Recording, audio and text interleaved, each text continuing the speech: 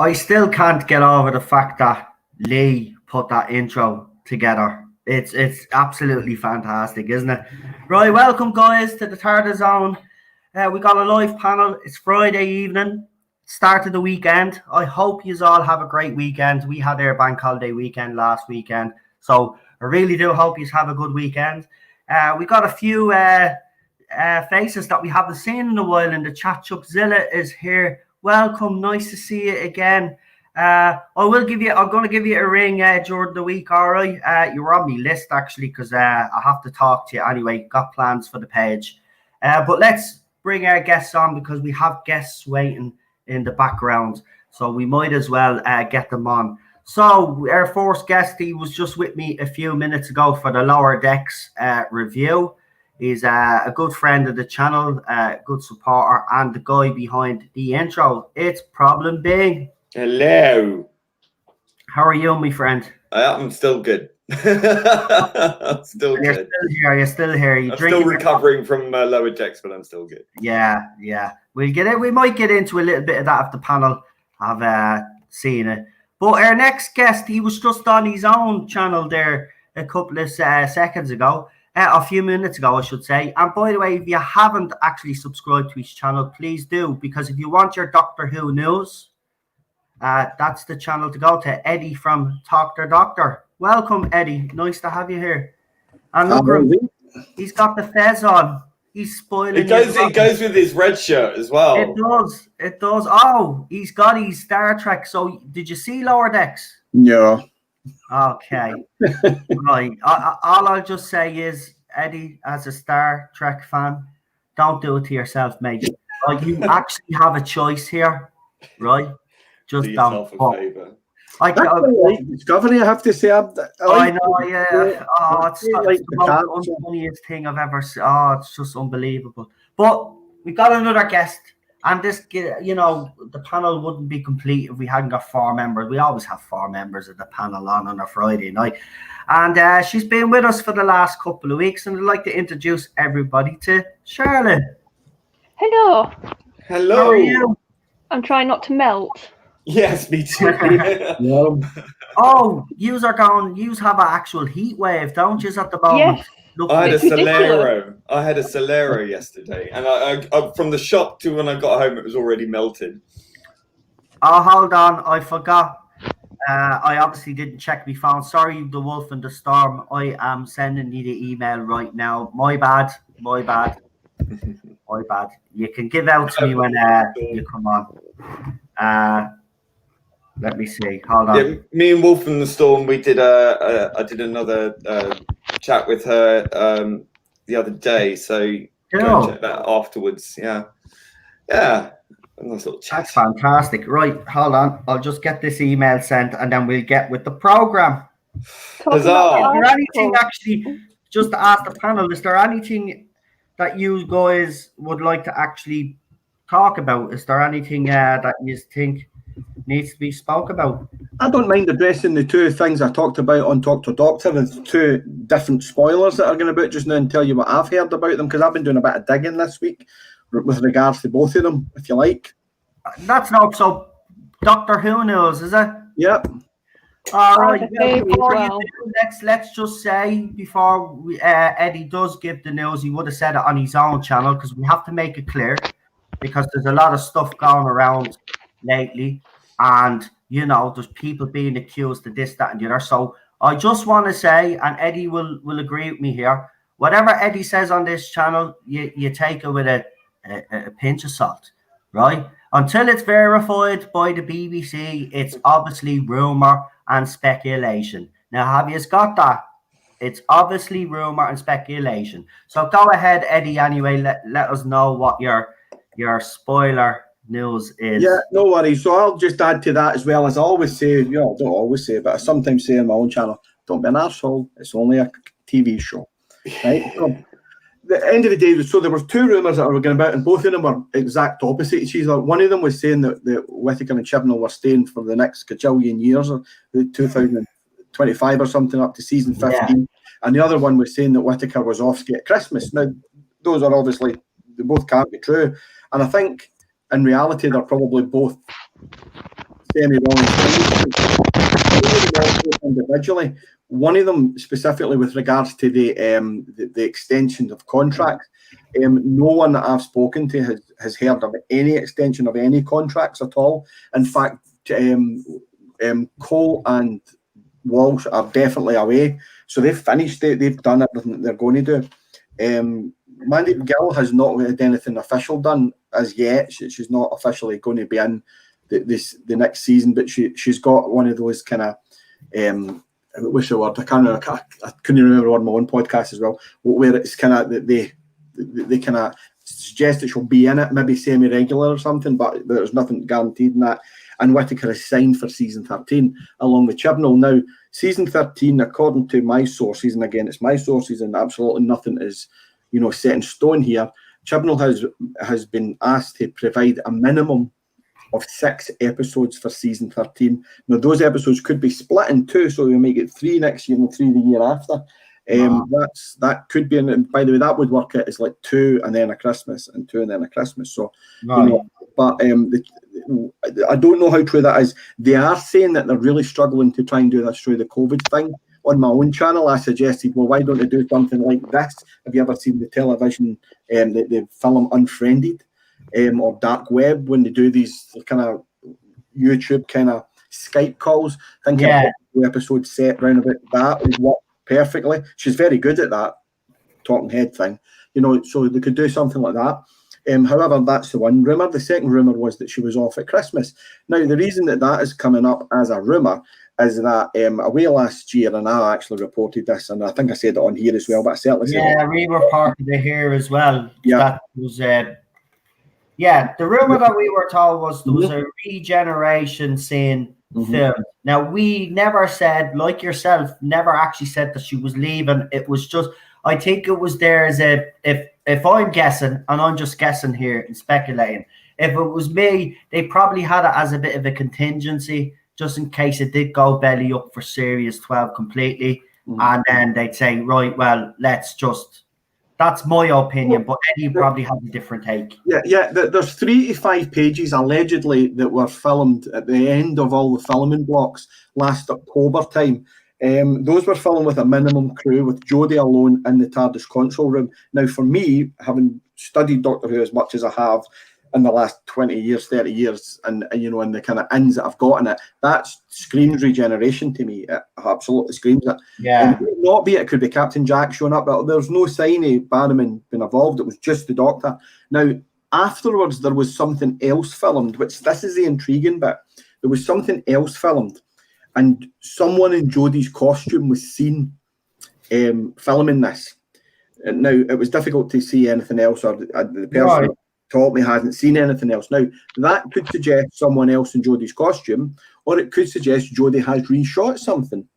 Now, that if it's someone else in her costume, which would be a surprise Doctor, now that would be the case that, obviously Chibnall has tried to do the surprise Doctor with Dr. Joe, and he's desperate to do it with Well, you mean to tell me that we could get to Whittaker, that there's a possibility, and I'm just saying, obviously it's still all rumour and speculation. Could it be a possibility of two Jodie Whittaker Doctors? No, it's if it's anything at all, it's either they've reshot whatever they were doing, or they have already filmed a surprise Regeneration. Now, he's always wanted to do that because Russell T couldn't, and he tried to do that with Tennant, but it got blown at the last minute. And he tried to do it a couple of times actually, and it always got blown, so he wasn't able to do it. But it was his big ambition, and I know that Chibnall wants to try and do one, so that could be the case. Now, if that is the case, you'll remember, Noel, last year you and I talked quite extensively about other people being cast as the Doctor and people doing tests and stuff. Maybe that was the case. Maybe the new Doctor has already been cast, and that was his or her side of the regeneration. You know, that's been filmed, you know. However, it could also be a lot of bollocks and it was just something that was reshot. Now, there are no pickups. I heard a rumour that it was pickups getting done in September. That's not the case. They are not doing pickups for the Christmas special. That's finished. It's all done. So there are no pickups getting done in September for the Christmas special. They are starting to go into production in September, but in which form that takes, I do not know at the moment. But season 12, including the Christmas special for the Daleks, is all done. There are no pickups, nothing to do. It's in the can. It's ready to go.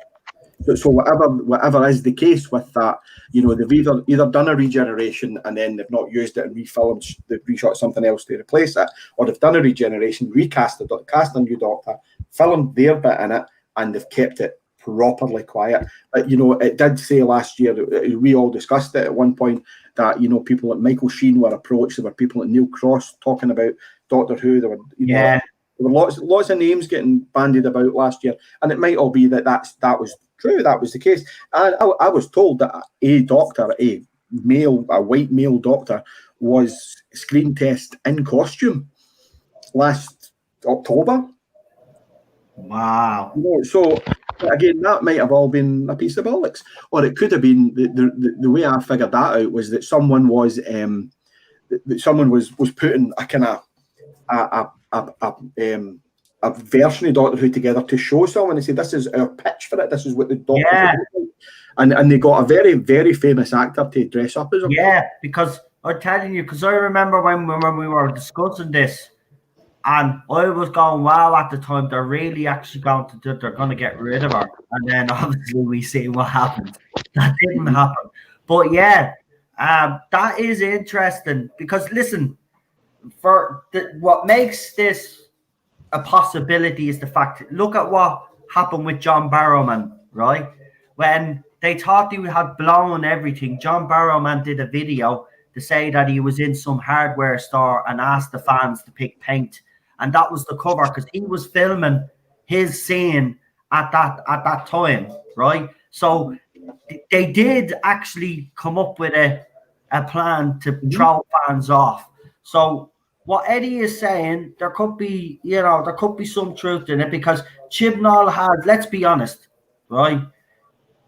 We hardly get anything out for Doctor Who unless it's either leaked or someone has just decided enough is enough. Like Chibnall's not giving the fans what they want, little snippets, and then someone just blows that up and then lets everybody know, right? So he's good at let's be honest. He's good at keeping things to himself if he wants to keep things to himself. So this could be a possibility. Listen, I'd love this to be true, but with the current, I just don't see BBC change. They don't need to change. Right? A quick bit of breaking news as well. To jump in, though, just a quick bit of breaking news. The Radio Times press release that they're talking about is apparently for a Sunday release. So whatever it is getting released on Sunday. It's embargoed until then, but no one, and I mean no one who normally gets Doctor Who press releases has had this except the Radio Times. So it's very unlikely to be Doctor Who. If it is, fair play, it's a cracker.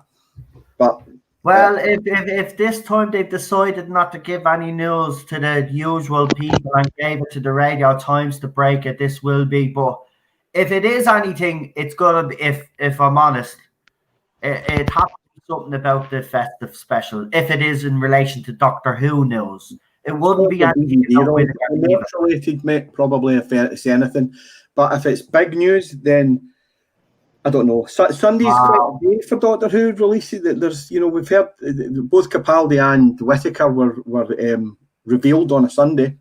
So, well, I don't want to get me hopes up, right? Because it could be something to do with Time Lord Victorious or something. Or it could be another animation,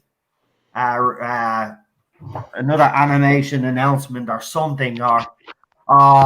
Listen, I'm not getting me hopes up anymore because last year I got burnt big time, but everybody did think she was gone.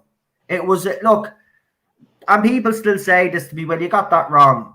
Listen, it was a shoe-in the two of them were going. It was like Chibnall. Listen, if there's people out there that still believe Chaos in Cardiff didn't happen, it did happen. I'm sorry that you don't believe that. It did. They came back, they had a meeting, they sang Kumbaya, and then all of a sudden everything was sorted out.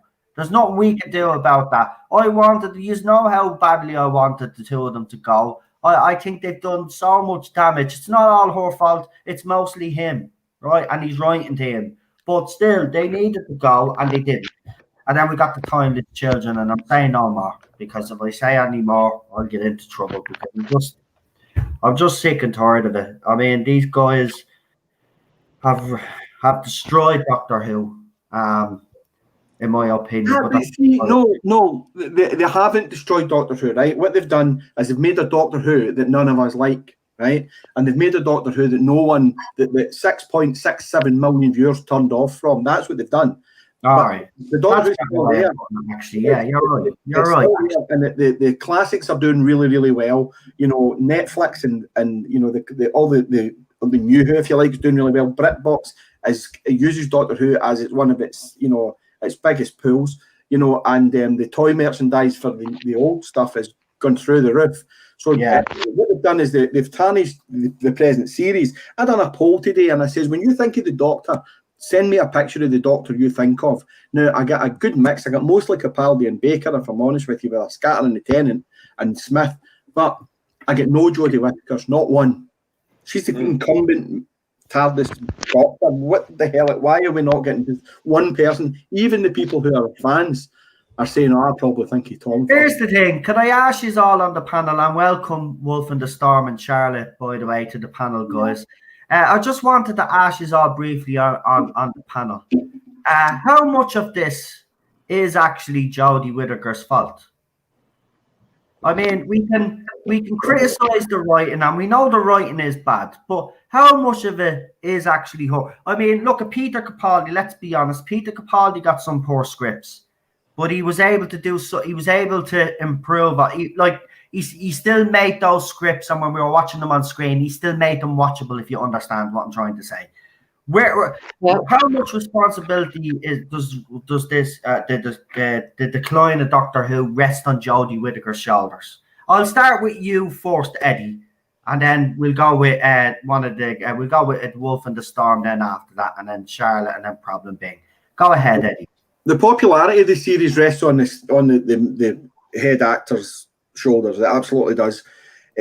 But you know, the scripts will always come and go. I'd argue that if you look back at the scripts, Capaldi scripts particularly get a lot of hassle. If you look back at them, if you watch them, and I've been doing a rewatch lately, they're not as bad. I watched Sleep No More not that long ago, and it was actually good compared with what we've got just now.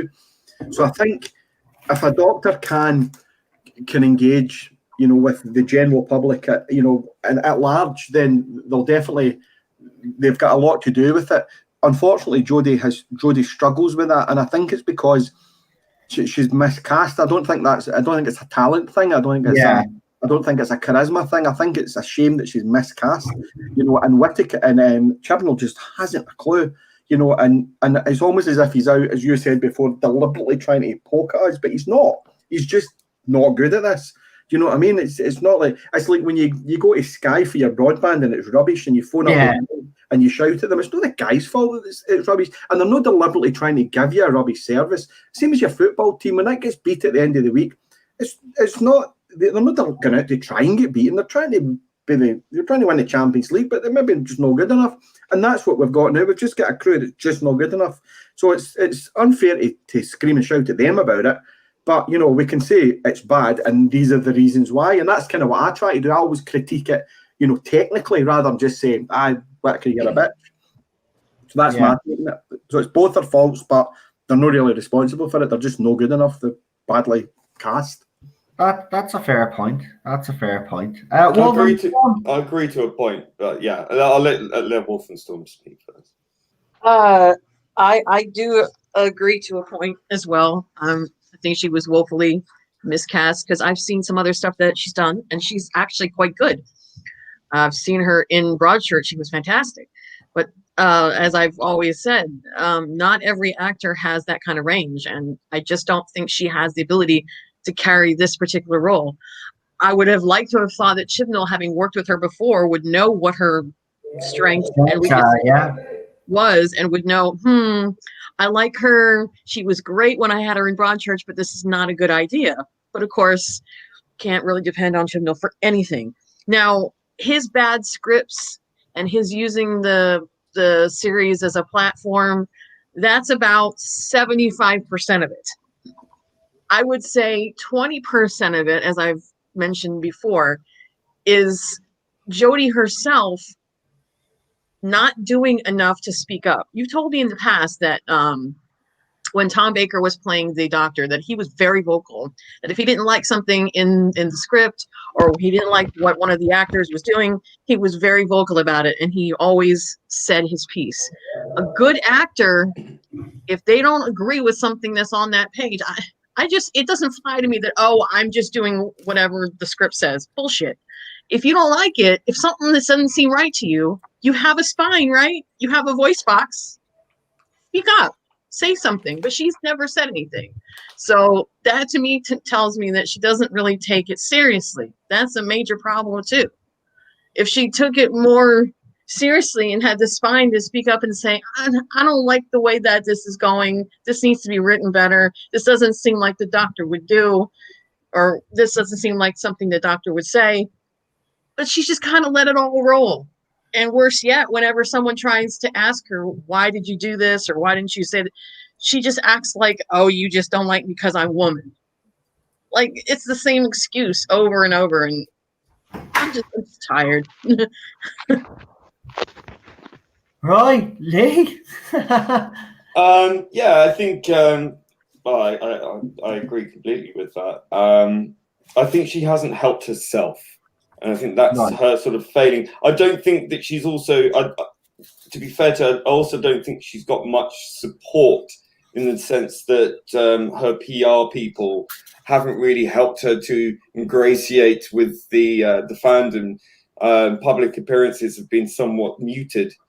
And I think that she doesn't sort of help herself with the quite clearly political aspect of this, the whole breaking the glass ceiling, the whole facial expression when she's delivering lines like, I've had an upgrade, the sort of contempt that she has, and the way that she sort of berated fans who were unsure or against her being the Doctor, which is a fair criticism. You know, I think a lot of doctors go through that, not because of their gender, but because of, you know, the role. I mean, a lot of people were very wary of Peter Davison. People were very wary of Patrick Troughton, obviously for obvious reasons, and Sylvester McCoy, Colin Baker, and Matt Smith. Well, she was always going to be more scrutinized than the rest of them anyway. Yes, but this is because the whole thing is so divisive, and we know that this wasn't done as a natural casting choice, that they were the best person for the job. They were put there because he wanted a female Doctor. He's very open about that. That's not even debatable.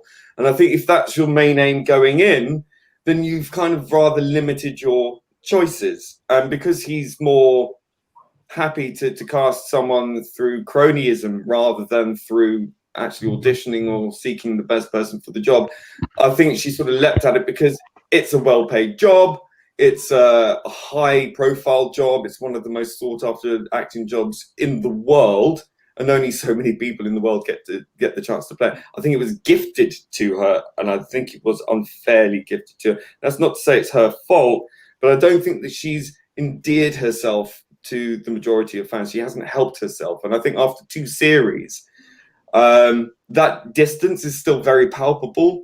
The enthralling awe that she seems to inspire amongst her sort of intersectional feminist fans, who suddenly are Whovians for some apparent reason, are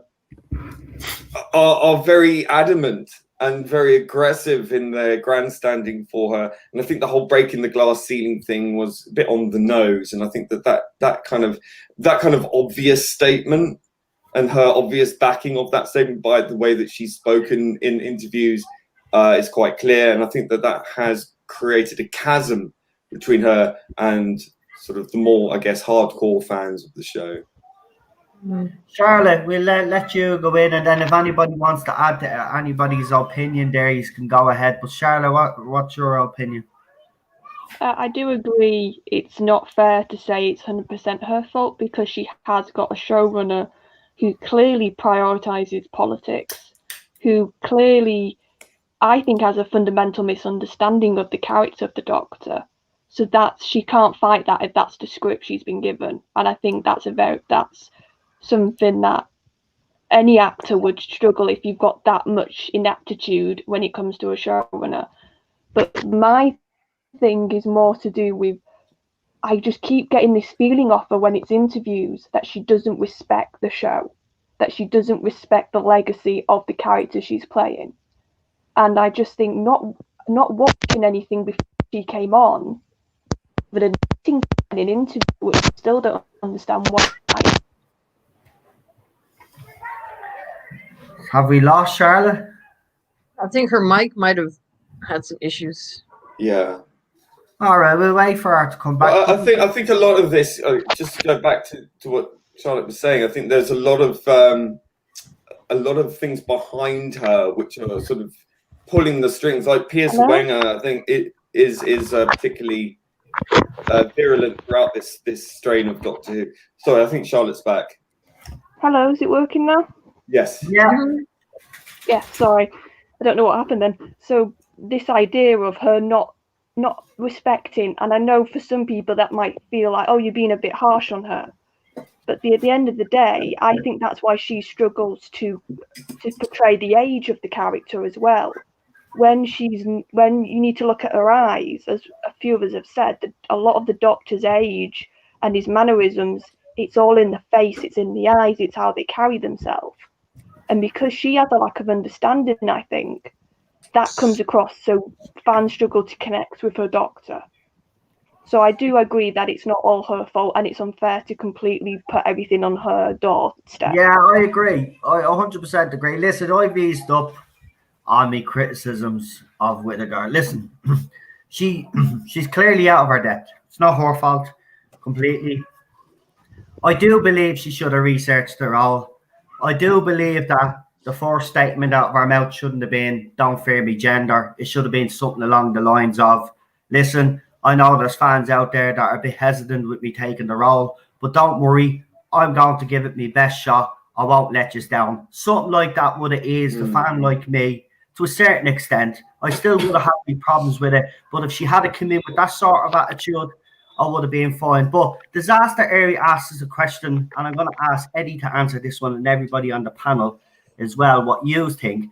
But the question is, why do you think Olivia Colman turned down the role? Now, there is speculation that at the time, Olivia Colman was obviously one of those that was apparently up for the role.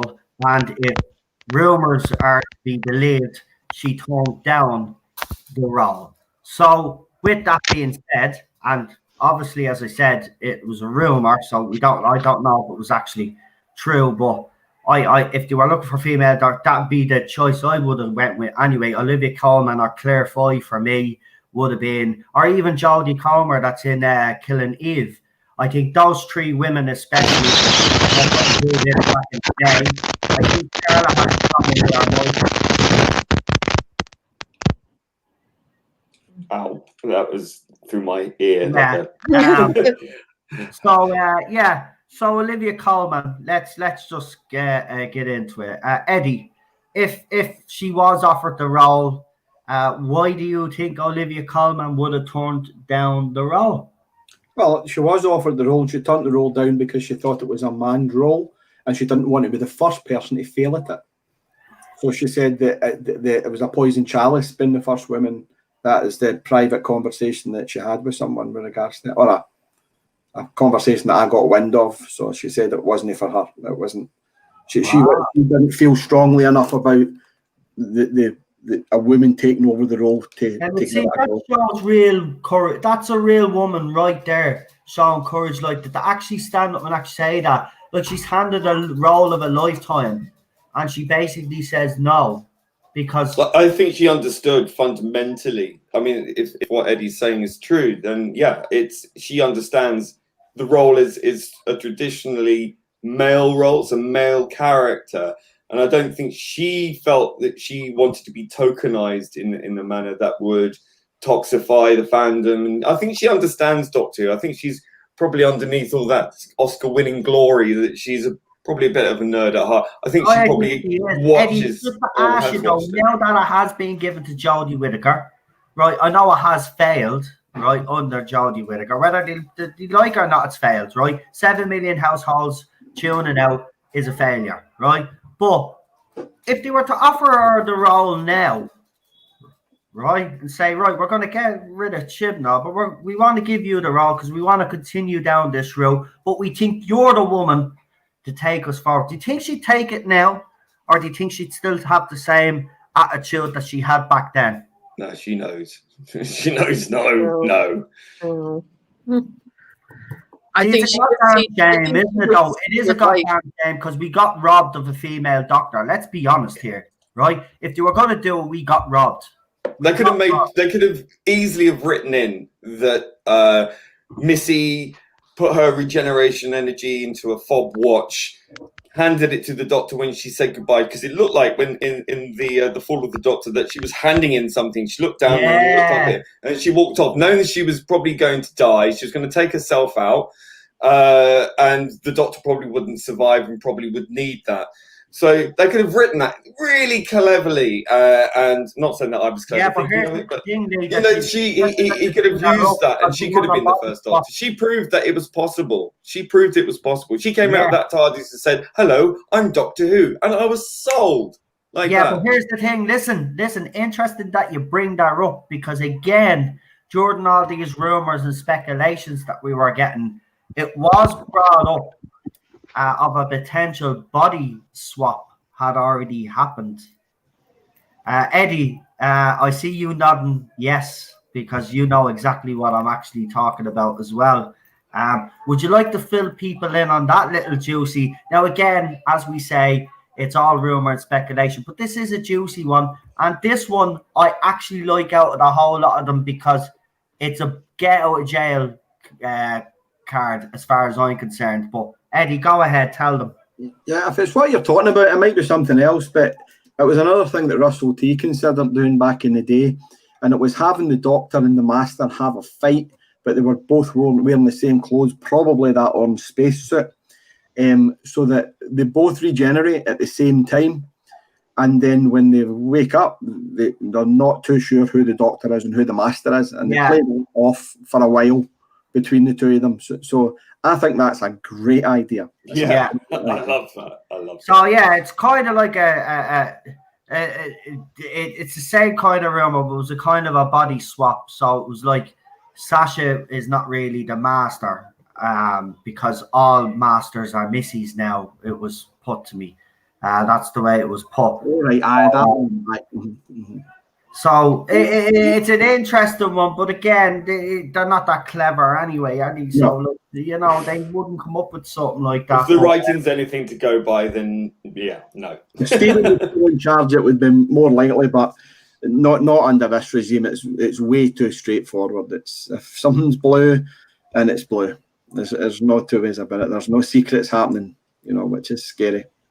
Oh, that's an interesting question there, actually. Has playing the Doctor damaged Jodie's future career? Now, I said it has, right? But I have to actually take a step back for a second. The industry is going to completely change now. So whatever career that she would have had after Doctor Who, she's not going to have that career anyway. So I think all of them. I think Bradley Walsh was right to dive out when he did. Tolson Cole as well. By the way, watching the Umbrella Academy, right? And there was a familiar face. There was two familiar faces actually in it. So the guy that plays Arthur, number 1, was actually in the 11th Hour. He was Luther. Sorry, he was the guy that was actually in. At the 11th Hour. in the granny's bedroom. What was his name? That fella's name? Jeff? What do you call Jeff. Jeff? Yeah, Jeff. Jeff. Yeah, it's Jeff. So Jeff is in the Umbrella Academy, right? He plays, as I said, Luther, number 1.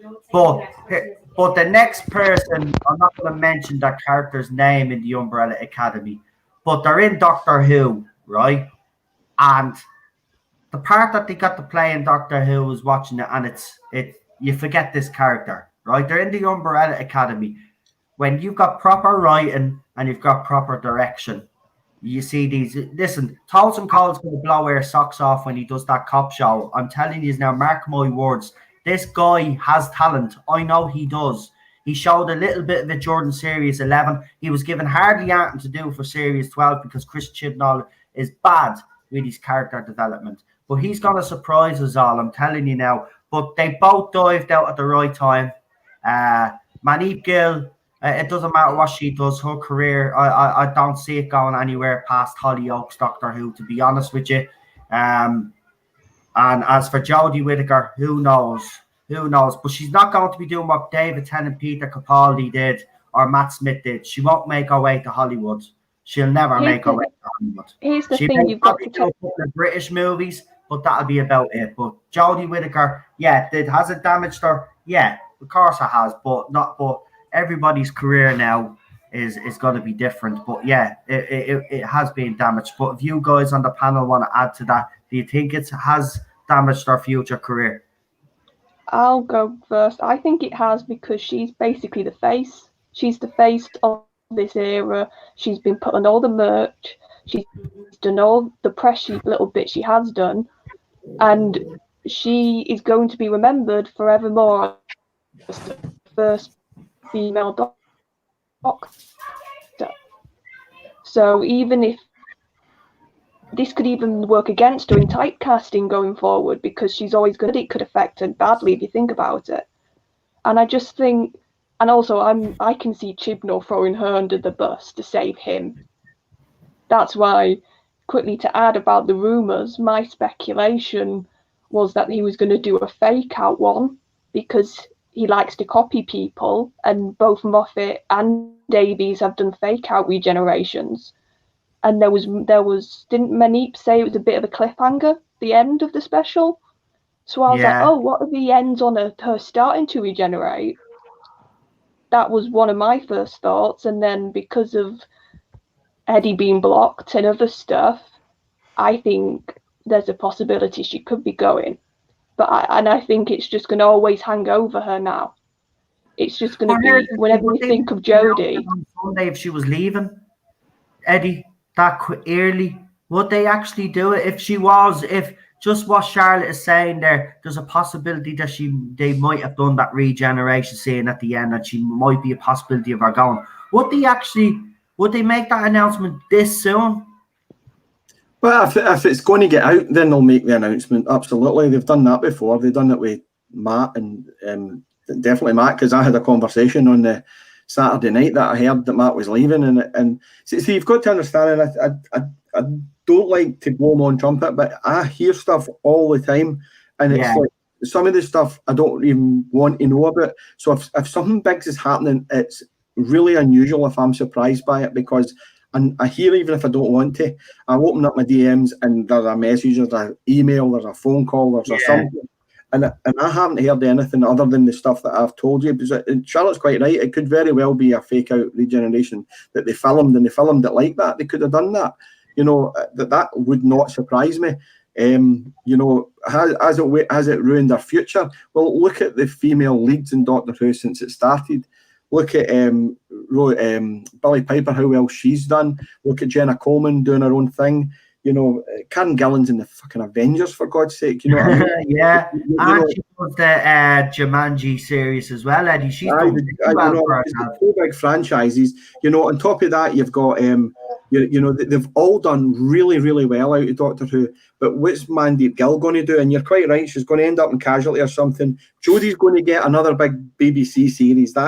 I'm almost certain that's contractual, that when she leaves Doctor Who, they're going to give her something like a big lead. You know, that she's going to get something like a 9 o'clock Sunday night job 6 episodes or something. That's almost guaranteed. I'll bank money on that. Thing is that she is rather limited, I think, in her appeal. Mm-hmm. I think this has been proven. I think because she's not very good at doing any other accent, particularly.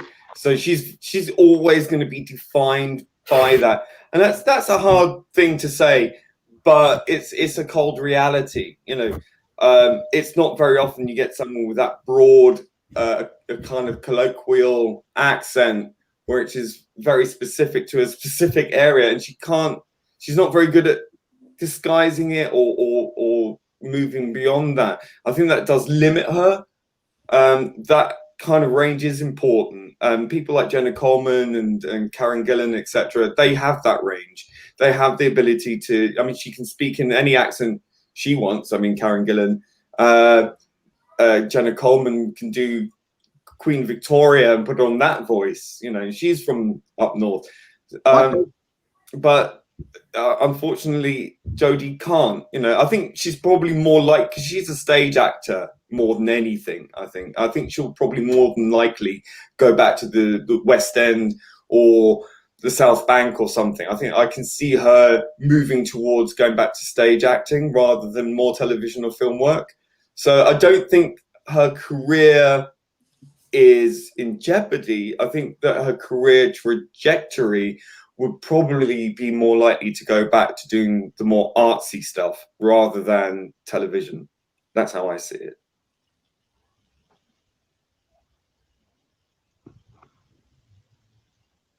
I've killed the chat. I'll jump in because I need to leave, guys. But just before I go, I've got something that's come up on my own Twitter DMs about this embargoed press release. Yeah, going around now. This is what I hear, and it's literally just hot off the press the last couple of minutes. Breaking. It could very well be Doctor Who related after all, and the Nationals have it. So I have a contact over at the Mirror who I've asked what's going on, and they'll tell me hopefully soon. But if that's true, if that's the case, then it could be something quite big after all. Sunday. Wow. The Nationals, Radio Times, it's looking as if it could be something slightly bigger than, some DVDs. But I don't know. I genuinely have no idea. And I can tell you that places like Doctor Who Online, like Doctor Who, Sci-Fi Bulletin, and all these kind of guys, all like me that would normally get it, none of us have it. So your guess is as good as mine. Wow. Maybe it's a missing story. Who knows? Listen, I just want good news. We deserve some good news. Even if it is an animation reveal or something, I just want some good Doctor Who news for a change. Please. Well, if anyone follow me on Twitter, if you follow me, Eddie at Scarrow, Eddie at _. Follow me, and if I hear anything, I'll tweet it out tonight. As soon as I hear it. But guys, I have to leave. I'm really sorry, but no problem. Listen, thanks for coming on. We'll put your channel up in the chat and all. We'll get people to subscribe as well, Eddie. I really appreciate you coming on. Enjoy your weekend, pal. No worries. Take care, everyone. Bye-bye. Take care. Bye. Honestly, I have to agree with what y'all saying, that I don't think it's like damaged her ability to continue to work. I think she'll still get stuff, at least in the UK, but will she be able to break into the international market? I don't see that as her main thing. Actually, I think, as I said, I think she's very much a stage actress. I think that's more her calling. But I think she's more your national theatre type. But see, I also think that in future, if they ever want to do Doctor Who tie-ins like Big Finish audios or books, I'm not talking about the toys. I'm talking about like the audios, video chats, things that they bring old doctors back in for. I don't think she would be considered. And if you just look at that interview that David Tennant and Matt Smith and she did for the HBO Max thing, you could tell straight off the bat that she she stands like a sore thumb. She just feels like she does not belong. Like she doesn't know. The other two can sit there and talk about Doctor Who's the day is long, and about fan wolf. That's why. And she, even if she hasn't, I can't. It doesn't fly to me. People saying, "Well, she didn't grow up with it." Well, neither did freaking Matt Smith. But he made Matt Smith became a fan. Yes, he made the effort to do the research and watch so he could understand the character and the show better. She hasn't. So I guarantee if they tried to do big audio tie-in or a big finish with her or books, they wouldn't sell because no one wants to listen to her. No one wants to hear her adventures or whatever. And I know people might say, well, they haven't done any with the 12th Doctor. And it's not because they don't want to. It's because Peter Capaldi hasn't allowed them to yet. When he gets to the point where he's not... It's probably in his contract there has to be because if you've got an incumbent, that all the sort of focus will be drawn away from the incumbent to Big Finish. And I don't think so it's probably in the contract that there's a cooling off period where they can't suddenly leap into doing Big Finish. There's probably like in their contract that they have to leave it for a while to do before they can do anything Doctor Who related unless invited to by the BBC.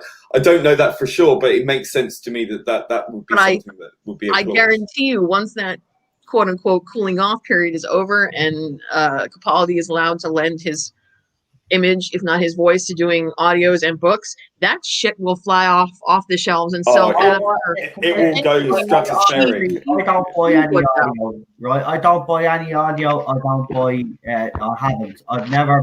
Listen, I've gotten my hands on audios over the years, but I've never went out and actually bought them, right? But if Peter Capaldi does a Big Finish line, I'll be buying it.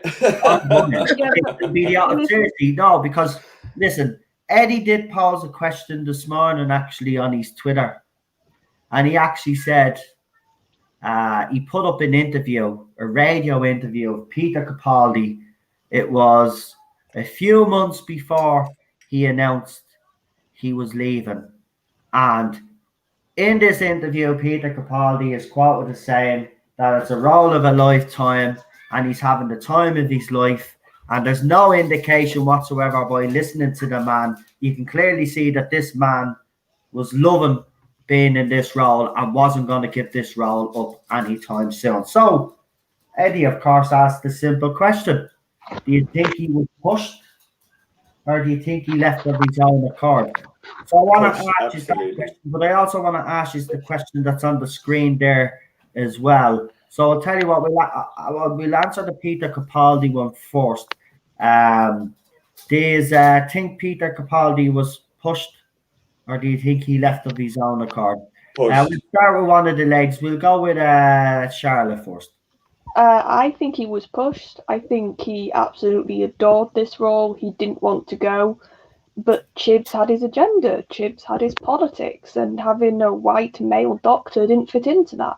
So that's the thing. I think him not coming back could be a bit of personal issues because it was such a bad ending for him that he might have some bad blood, which I would think. I've got a follow-up question in a minute, actually, because you bring up an interesting point as well, Charlie. That's why I'll bring you on, because when I bring a panel on, there's something they say, and then another question pops into my head. But I'll let the rest of you answer real quick. So, Wolf in the Storm, go ahead.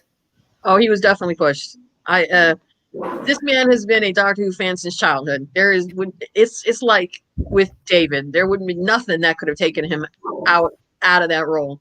But Moffat, we all know, wanted out, and I don't think he would have minded Moffat being gone. He was one of the few that didn't necessarily need to leave just because a showrunner was. But his way of doing things obviously did not mesh, like Charlotte had said, with what Chibnall wanted. Chibnall wanted a female, and obviously Peter Capaldi is not that.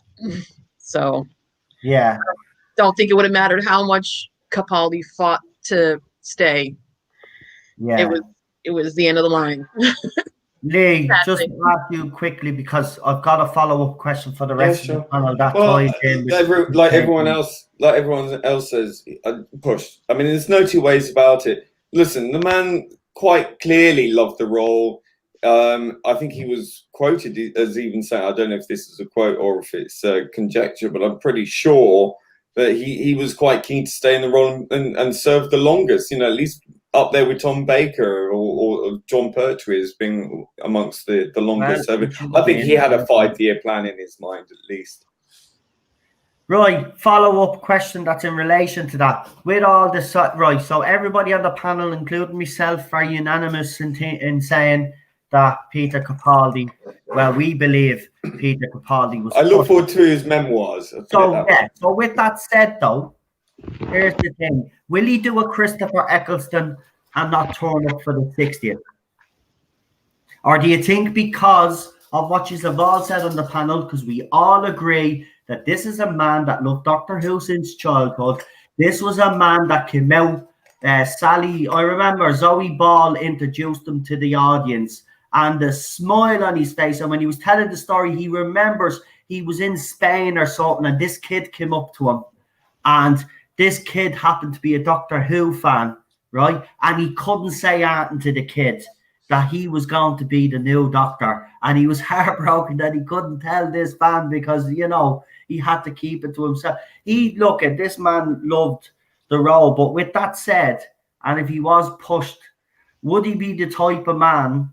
Because he's a fan after all. We keep saying he's a fan. So he knows that we would want him in it. No matter what, we want Peter Capaldi in the 60th. I think we're all unanimous there when I say that. Peter Capaldi has to be in the 60th for me to watch.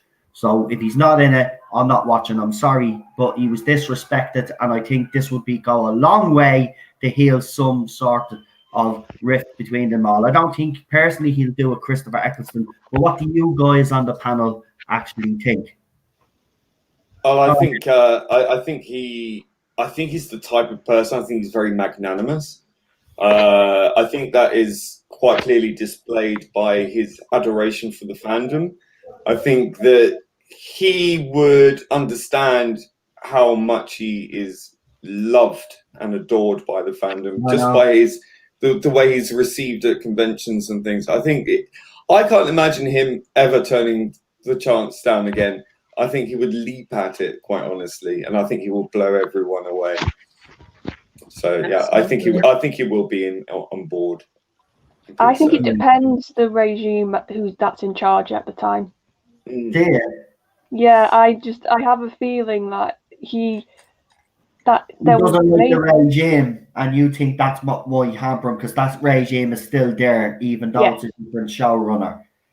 Yeah, that is a fair point. They might be afraid to invite him back. He was basically told, you basically have to go away for a while until there's a new regime in at the BBC, and that's what he did do. And think about it, Peter Capaldi is actually kind of doing the same, isn't he? He's in America, like what Christopher Eccleston did. So maybe Peter Capaldi is being told the same bloody thing. You have to basically wait until a new regime comes in because you're not going to get any work. They might be afraid to ask him back because he'll show them all up. Maybe, I don't know. I mean, it's really hard to say. Or it could, or maybe, like I said, it could be a BBC regime thing, or it could be he doesn't want to touch it if Chibs is still about. Yeah. Because Chibs was the one who basically mandated female Doctor. Mm-hmm. So that's one of the reasons. I still think it's magnanimous. I think he will do it. With Chris Chibnall. See, this is the thing that doesn't make sense. The man, it came out of his mouth. Peter Capaldi, when Chris Chibnall was announced, said that he enjoyed his time with him on Torchwood and he couldn't wait to work with him on Doctor Who. And then a few weeks later, 6 weeks later, he's gone. So why say all these things? Listen, I know BBC are sly and you don't like telling the fans, but you could tell by Peter Capaldi's face because his facial expressions tell. Look at Heaven Sent, for example. His facial expressions in that story.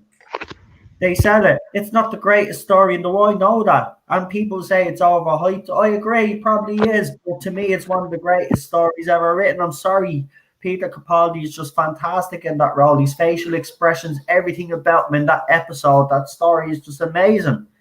It's just, I'm still bitter. I'll never get. I just don't like the way he was turfed out. He didn't. Well, I mean, the way he announced that he was leaving on that radio show, and he breaking down, crying. I know. I mean, that if that isn't telling, I don't know what is. Honestly, you know, I think if the BBC and Shibs in any way want to call any favor with whatever is left of the fandom at all, and he has any brain cells left in his head, that when the 60th comes around, he will at least give out the olive branch. I think that Capaldi would definitely jump at it, but at the same time, I think he would be wary enough to at least look at the script first to make sure about what he was dipping his toe back into, so that he's not there to just be crap. That's a good point. Yeah. Yeah, so he's not another This is still in relation to Peter, and then we'll get to the question on the screen. But the Tin King says, hasn't Peter stopped his likeness being used on future merch? And then Therese Action, whose question I have up on the screen, but he has another one here. Well, not a question, but he says, allegedly Peter was offered half of Series 11, but he declined apparently. That's the first I've heard of that one now, to be quite honest with you. And we do deal in source information and the rumors. I've never heard of that one. That's a new one on me. If that's the case, why would he stay around if he knew? Why would he hang on for half a season? Well, it's like Colin Baker, isn't it? That's like saying, listen, man, we're giving you your P45, but we don't want to give you your P45 just yet because we don't know how people are going to react to well, it's the same thing with it's the same thing with Colin Baker. You know, like, can you come back and do the regeneration scene after the way they treated him? I think in that phone call he was pretty pissed off, and he said, "Go F yourselves." Basically. You would be, wouldn't you, with that? Yeah. And Peter's always struck me as the type who's pretty much ride or die, like all or nothing. So if they were going to offer him half, he'd be like, are you serious? Come on. If I'm going to do this, I'm going to do this, like all the way through. But honestly, I don't like the comparisons to Christopher Eccleston, who I dearly, dearly love and respect, because he was the one, aside from Paul, who got me back into the show. I think it's kind of an unfair comparison, because with Eccleston, there was a whole lot of other issues going on behind why he left and why he chose not to come back in the 50th. It wasn't just because he didn't feel that the script was good enough, and honestly, it really wasn't that good, but it was because mentally and emotionally, he wasn't in the right place. He's had a lot of personal issues. He just suffered a personal loss. His father passed away. He's had body dysmorphic problems, and it's followed him for a lot of years. And I just don't think he was mentally in the right place to, put himself back there yet. But now that he's doing better, I think if they approached him carefully, like on eggshells, they might be able to get him to consider it, because he's often said now that he's not above returning, but the script would have to be the right one. It would have to be good. I think Eccleston is reported, I mean, from the rumor mill again, that he's on board for the 60th. So I don't know how true that is, but I mean, but you've got to remember how he was dumped as well, though. He was dumped, and David Tennant was cast without even Christopher Eccleston's knowledge. He didn't even know he was given the sack. And then... Right, that's true. They published at the BBC. That's how they do things at the BBC. They don't even look at... They did it with Peter Capaldi. Well, they've always done that. They did it with Colin Baker, You're doing this with... They did it with Sylvester McCoy. They didn't know... They were filming Ghostlight when they got the news that it wouldn't be coming back. The BBC had published an article bunch of cowards. Sometime while Christopher Eccleston was still in the middle of filming season 1, saying that he was not returning for season 2 and giving all sorts of reasons and things, and Eccleston had no knowledge of it whatsoever, none. I do find it interesting, though, that Eccleston has obviously had to give his permission for his likeness for Time Lord Victorious. I do think that's a bit of an indicator he's a bit more warmer nowadays. Mm. I think give permission for that. It's true, as a matter of fact. You see, I think it's the cash. I've always said it's the cash. Oh, it probably is as well, but as actually just recently, before the whole COVID thing made it difficult. I think it was late last year or maybe very early this year before COVID. He just started doing fan cons, which he did not like doing because he's one of those I'm a serious actor types, and I don't like to. I want to make my money from TV and movies, not autographs and things. But this is the first time he's actually put himself out there to meet the fans and go on panels and ask questions. And because I think he's starting to like embrace, he's in a mental place where he's okay with embracing the fandom more. Yeah, that's my point. He seems to. Go ahead, Charlotte. Sorry, go ahead. He seems to. Before, I think it would have been a complete shut door. But now I think he's at least listening more nowadays. So I would say there's a bigger chance around 60th that he could pop up. I hope he does because, look, he's another guy that we would all love to see back in the role. Let's be honest. My God, I would literally give a limb. Holy crap. Look, I'm with you, the one in the storm. When he regenerated into Tennant, I was actually gutted. I wanted Christopher Eccleston to be the Doctor forever, to be honest. I didn't think anybody could replace him.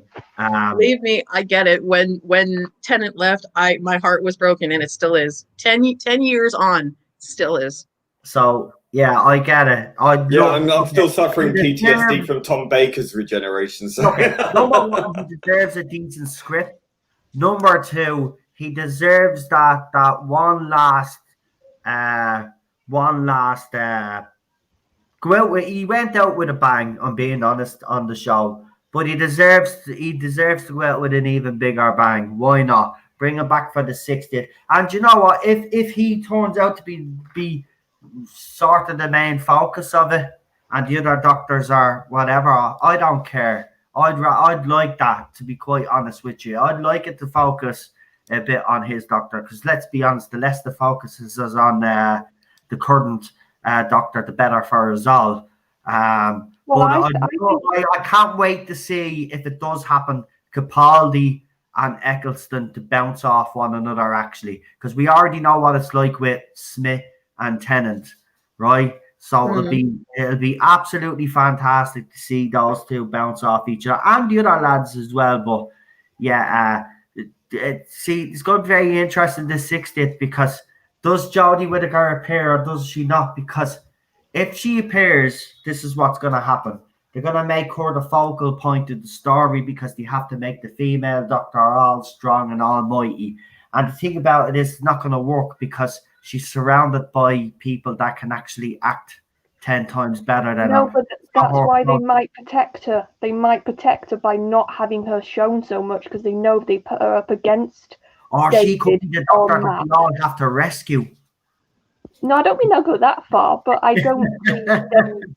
I think I'm only winding the Jodie Whittaker fans up because that would upset them. Yeah, but I think it would possibly sabotage her to have her be so much in the limelight next to those fellas. So they could be a bit of a more, not as much. Well, that depends on the writing, which might denigrate them. You know, it could end up with her just literally lecturing them, and that would just be, oh god. That's what I'm worried about. If she spends that whole time just lecturing them because they're men, oh my god. Yeah, she probably will for past mistakes, but that's for another time. But there was a question that I did put up a while ago, and it was about do you think the show? Yeah, it was, but Therese Action. It was the one where he said, do you think the show is irreversibly damaged, or do you think a retcon?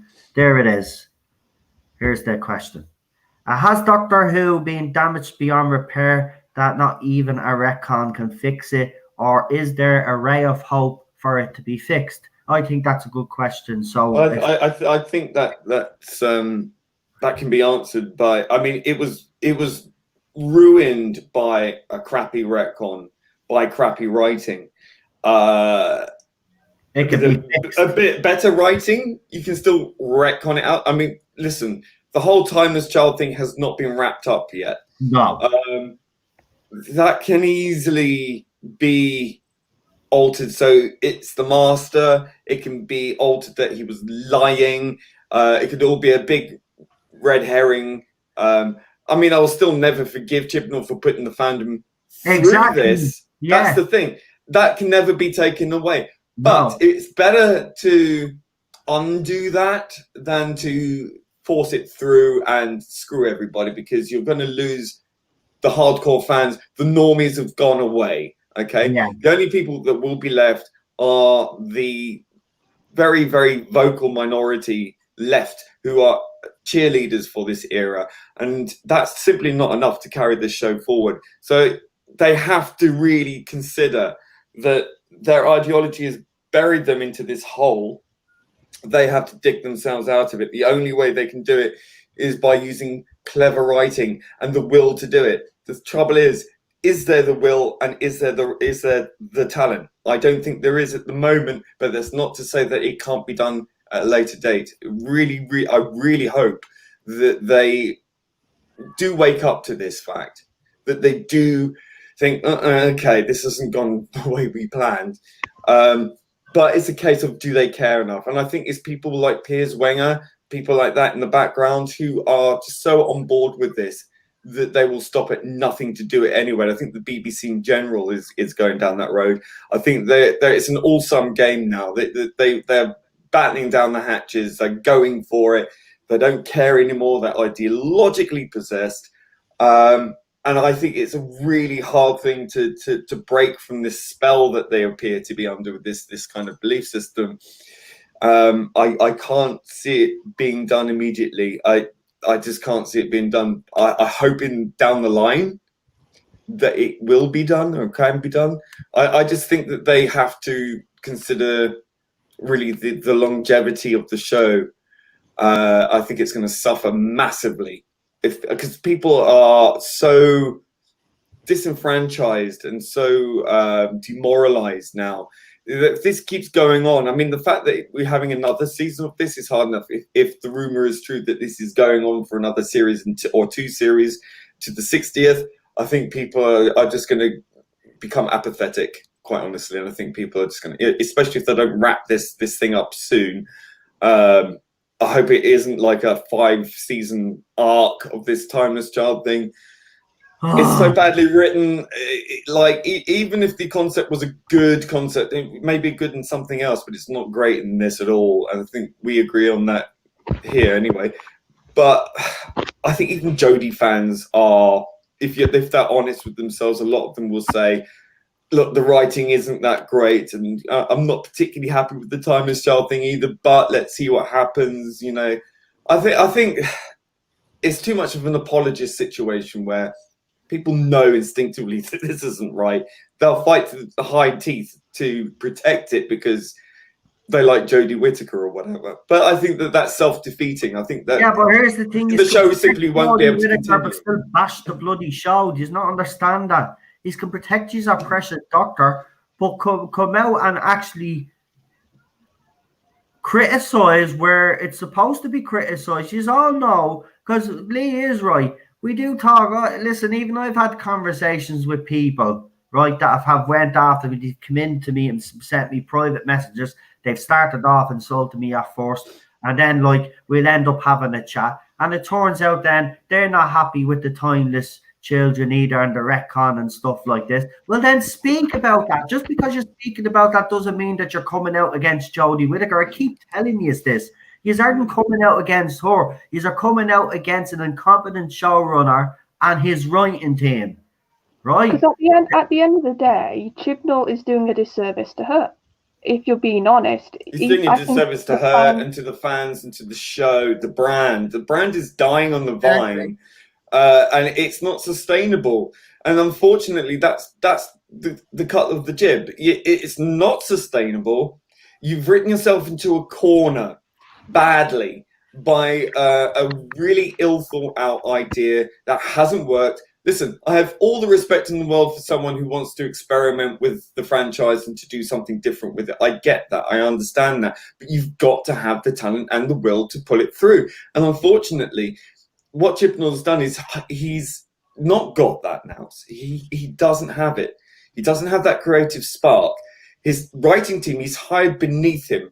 And if you're at best mediocre, at worst incompetent, and you're hiring talent beneath that level, because he doesn't obviously want to be shown up being worse than his writing team, that's the ego of a show producer. There's no two ways about it.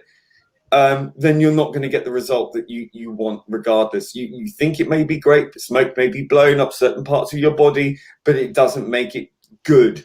And I think a lot of people see that. They see through that. We're not stupid. And the thing is, we're lectured to, we're talked down to. I've never in my life watched an episode of Doctor Who and felt I was being patronized until now.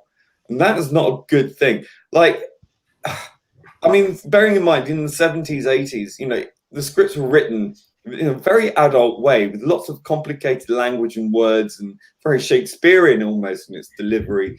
And that was targeted at sort of 9 to 12-year-olds, okay? And when I was watching it, when I first started watching it, when I was 4 years old, I was engrossed in it. I was following it. I was watching it. I was engaged with it. It didn't talk down to me. In fact, it sort of brought me up, if you know what I mean. It sort of increased my vocabulary. It was intelligent.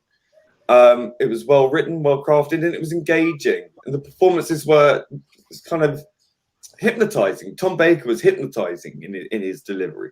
What we're getting now is a bunch of really naff dad jokes dressed up in feminist clothing, and it's just not funny. It doesn't land the jokes. The writing is like, all right, fam, and all. It's so colloquial. It's so of its day. It will be dated within minutes. Yeah. It's already dated, and I think that's what it's going to suffer from. It's going to be dated as well because he's relying on shocks. He's relying on reveals. He's relying on these big, I didn't expect those. Which have all been done before, like only a season or two beforehand. You know, all these tropes he's borrowing from are from relative history of Doctor Who. It's nothing new. It's just it's not really experimentation at all. He's taking the tropes that have already gone before: the destruction of Gallifrey, the Master turning up, and look at me, I'm the Master. You know, when Vader says, all I feel from Chris Chibnall's era is utter disdain for fans, very condescending. He has been. Yeah. And then it's alienated his audience. BBC thought child abuse and repetitive murder was acceptable enough to be shown to the public. Do you think the BBC want the show to fail, or is this a part of something much worse? We'll ask one of the ladies there. Is this something? Is this a part of something much worse? I don't know what you actually mean the bigger picture at the BBC. If you could give a bit of context, actually, that would be great. Well, let the girls have a bit of airtime there, you man. Right? I get criticised. You're there. You're bad. Hey, I'm gay. I can pull that card. It's called the Zone Channel. It's not called the Lee Zone. You know, honestly, I don't think that the show is totally dead. I mean, it's getting there, but because Doctor Who's been on for so long, it's one of the few shows I think can come back from the brink, because it's great point though, and I think that's the only reason why The Wolf and the Storm that I think this has survived as long as it has in the current state that it's in. If it didn't have all that history, I don't actually think this show would be here. I think after series 11 it would have been cancelled, personally. If you look at it and you follow the course of events, starting when Colin Baker did his run, and how quickly the show started to decline, it's like deja vu with what's going on now. And by the time that Sylvester came in, it was such a mess that it wasn't a surprise to anyone when it was finally, It was canceled. suffering an identity crisis, I think. At that Right. point. Yes. So 15 And years, seeing now. it's gone.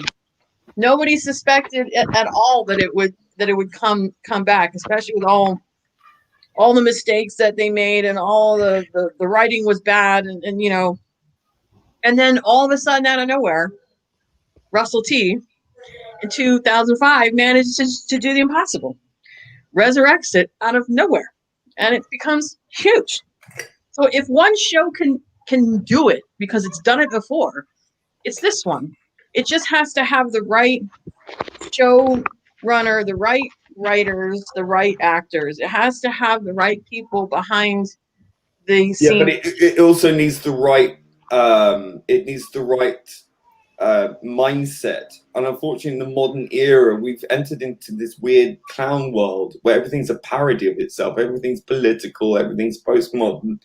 And unfortunately, that mindset is not going to change anytime soon. So that whole culture behind it is serving it as a platform. It's been overtaken by this ideology. And until that's changed, it's not going to change in that vein, not as long as it remains at the BBC.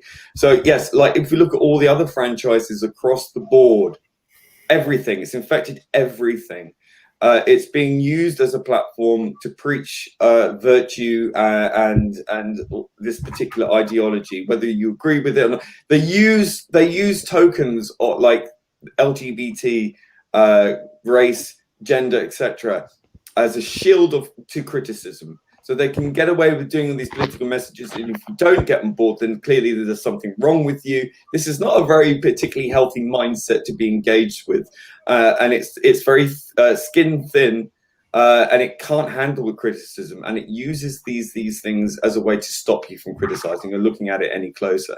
So I think that what we're currently suffering from is a situation where it's going to die on the vine because they are so beholden and enthralled to this particular thinking that unless that changes fundamentally at the core root, unless it's weeded out and we can go back to how things were in a way, of how things were going back in 2005, where things were on a balance. Okay, this is not a balanced society we live in now. Everything's like this massive white guilt trip that's going on, which is not healthy for anybody. It's undermining the fabric of society and trying to undermine and deconstruct everything. It's boiling everything down to immutable characteristics. And I'm sorry, that is racist, that is sexist, that is homophobic, that is all of those things, because it's reducing everything down to a caricature. And until we get beyond that stage, we can't have adult conversations. You see, Lee, that's exactly what we were talking about during my live stream. That article that that Screen Rant did, it was perfect because it's absolutely true. Chibnall, if Chibnall could just learn from what came before, look at Russell T's era. Yeah, but he's a fan. That's the thing. Everybody Even keeps saying that. That pisses me off. Are people forgetting that this guy was a fan and criticised Pip and what's Pip and Jane Baker? This is a fan. He's supposed to be a fan. I mean, these are all saying that he should have learned off RTD. He was a fan back then. I think he's more. Doctor Who. He should. I think he was a fan. I think he was a fan. I think he's still. A comment in there says Eddie said it was a pretty secret filming for the Christmas special with only Jodie and the Daleks. Phillips rumor maybe right.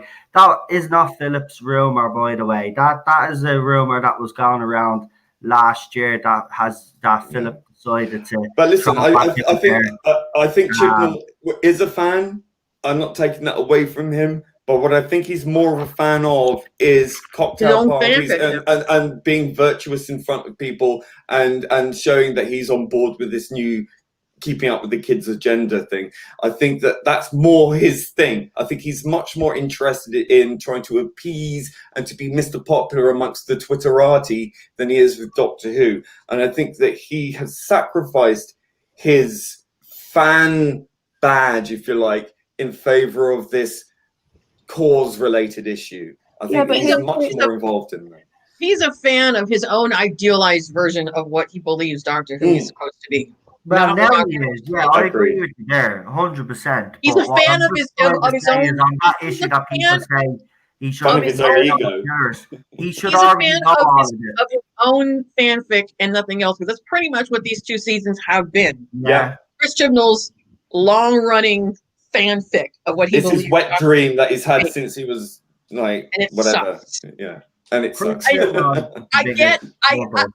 get that there's been a lot of different people in charge of this show over the 50+ years, but none of them were so egotistical and filled with so much Well, Moffat was close. that they couldn't learn from those who came before and take those ideas and take the knowledge of what made those eras successful and at least incorporate some of those ideas into their own run. If Chibnall had any sort of brain, I mean, Russell took this show from nothing and made it massive. Yeah, but you've got to. I think the appeal of Russell, and I've been thinking about this rewatching it actually, is that Russell is the opposite of Chibnall. Is that he understands canon is important. You need canon, but it shouldn't be your focus. It should be characters. It should be stories. It should be relationships. And Chibnall seems to think his one obsession actually comes across as something only a fan would have, which is canon, which is something, an episode from the 19 whatever that Morbius episode was shown. It comes I across agree to with me Charlotte. as almost an obsessive fan, like he's got this one focus and everything else has to go by the wayside because he wants to do his canon obsession. Yeah, successful canon comes from people who understand characters and situations and stories first. Their canon is successful and is accepted as canon because they can pull it off because it isn't their main focus. They're busy in creating great stories that become canon. They understand the history of the show and respect it. What he's doing is, I know better. This is the canon as I see it, and this is my main focus. And it's got to be all about the current day thing because it's so on point.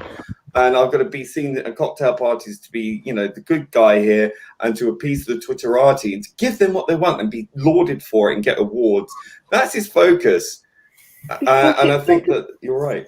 Right, latest news for anybody that's just joined us, because a few people are asking what the latest news is. So basically, Eddie just received news that there's a big press release. At first, while he was live, all this was happening. He was getting messages. Basically, at first, they didn't think it was in relation to Doctor Who news. But the Radio Times apparently, at the time we were told, had it. But just before he was leaving, he left us with breaking news to say that the Nationals have also gotten a hold of it and that it actually might be related to Doctor Who. So there could be incoming major Doctor Who news on Sunday. Also, he did briefly speak about the whole about the rumors that have been going about. Now, most of these rumors that have come out recently have resurfaced from last year. So it just goes to show that a lot of people weren't actually paying attention because there was a lot of fan channels like Matrix Lords, Moyen, Eddie's, and others that were actually talking about all of this last year after series after series 11 or 12. We were talking about this series 11, I think, or 12. I'm not sure at this stage. I don't care, but we were talking about it anyway. It's old news being rehashed, but there might be something on Sunday.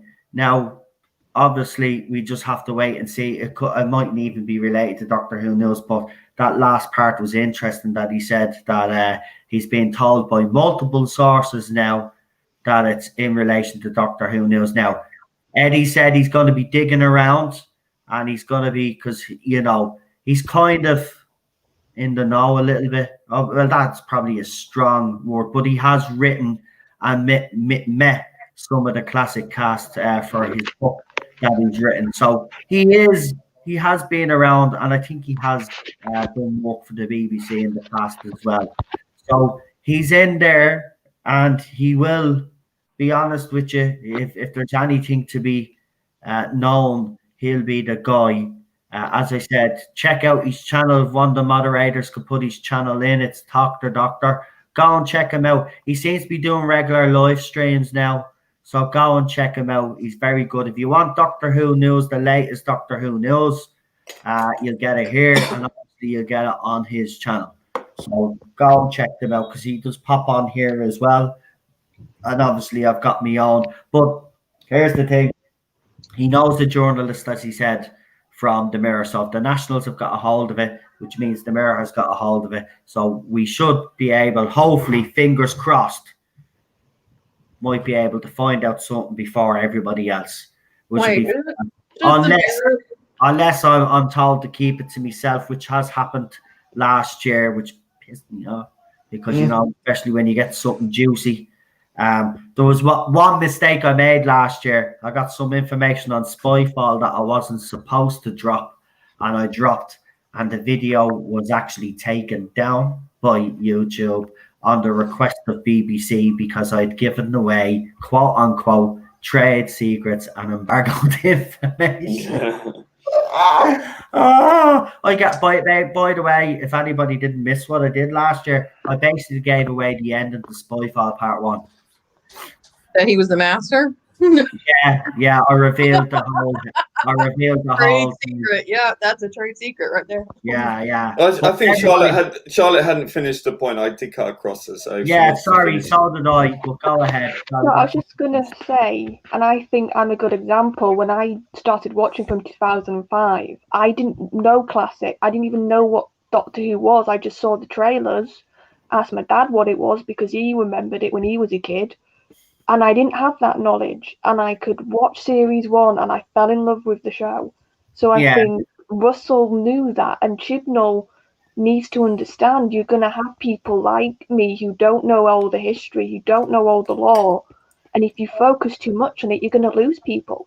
Well, I think he's focusing on that because he's aware, especially with the sort of newer fans, especially the Jodie Whittaker ones, is that they're not going to be fully aware. They're going to be totally on board, think this is wonderful.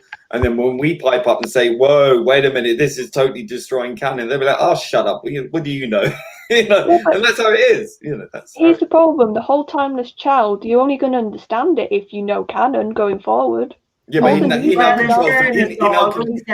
controls the narrative. I think the best writer out of the three of them, showrunners out of the three of them, is RTD, Charlotte. Because absolutely. I think for a fan like yourself, the point that you're making is spot on.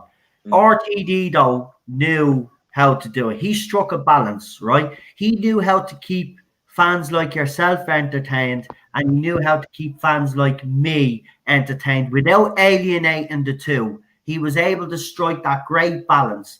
Moffat, not so much, but he still managed to pull it off. Well, I think by then most people have got into the show, went back to the classic era, and they kind of educated themselves anyway. So you had that nice sort of buffer where RTD didn't.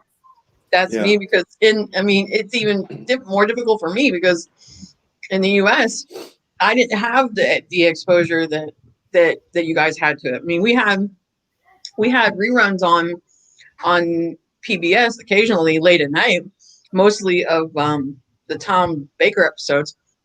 I was a kid, so it was one like I could stay up that late to watch it. So I knew him in passing, and I'd seen maybe a couple clips here and there of Tom, but I wasn't really that familiar with it. I mean, I was familiar with it enough to know what the 1996 movie was, which was initially what got me into it.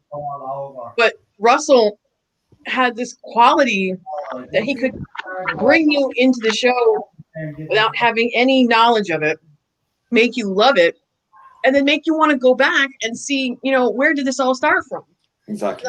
I only just recently started watching the classics because of my love for the new. Yeah. Yeah, but see, that's the good thing about it, though. It was New Who was able to bridge that gap for you, that you were able to go back and watch. Listen, I'm not saying that every New Who fan should go back and watch Classic Who. Never said that. I think they should.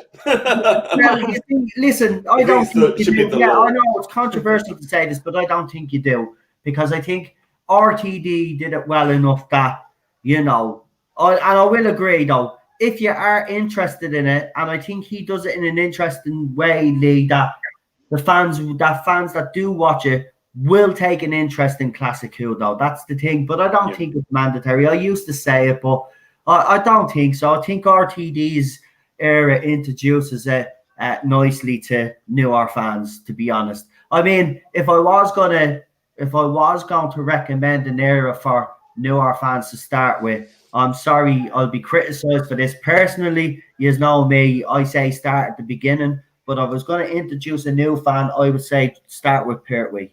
No, I think that's a fair jumping on point. I mean, I think a lot of the black and white stuff is an issue. I think that does create a bit of a barrier for especially a younger audience. I think I can understand that. But I think Pertwee's era is a ilk of fans today would actually prefer. Could you imagine if they reran Pertwee's era on BBC now that they're repeating all old shows? Could you imagine if they showed, say, 2 episodes, say 2 stories over the each weekend, right, of a Pertwee era, right? The ratings would go through the roof. The ratings would go through the roof. Sure, they're doing EastEnders second classic episodes that ratings are high. So there is a clear demand for some of the good old stuff. So I'd say to the BBC, if anybody is listening, I'd put on Blake 7.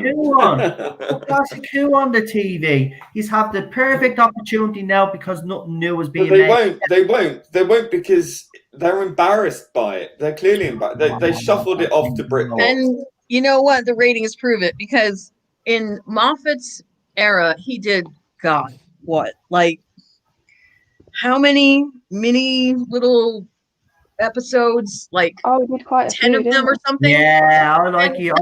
Not a single one of them got the acclaim, the ratings, or the love that Time Crash did.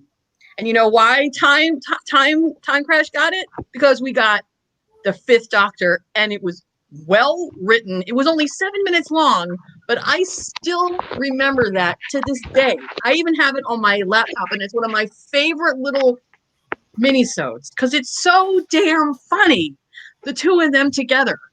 It is good. I actually do like that because Davison was my doctor growing up as a kid, so to see Tennant and Davison together, that was actually pretty cool.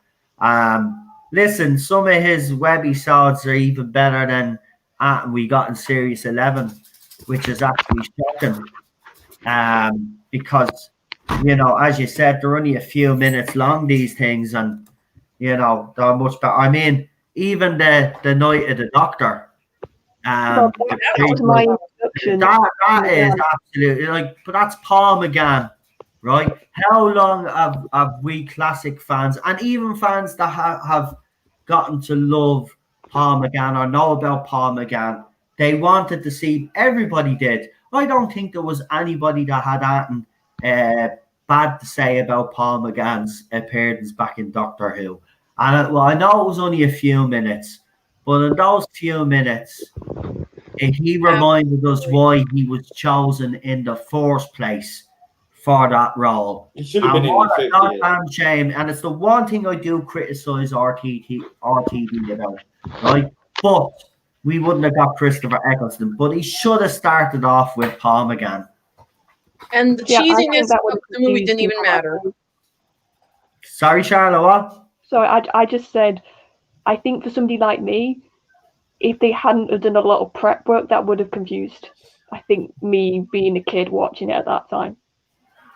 No, that's a fair point. Yeah, that's a fair point. But I say RTD, if he was going to bring back Paul McGann, I say he would have actually, because let's be honest, he, as I said, he struck a balance. So I think if he would have done it, I think that's why he probably went with a different person in Christopher Eccleston. You're probably right. That could have been one of the main reasons, actually, Charlotte. That's a good point because, he probably would have thought, that would have taken too much to explain. And I just want to kind of ease them in.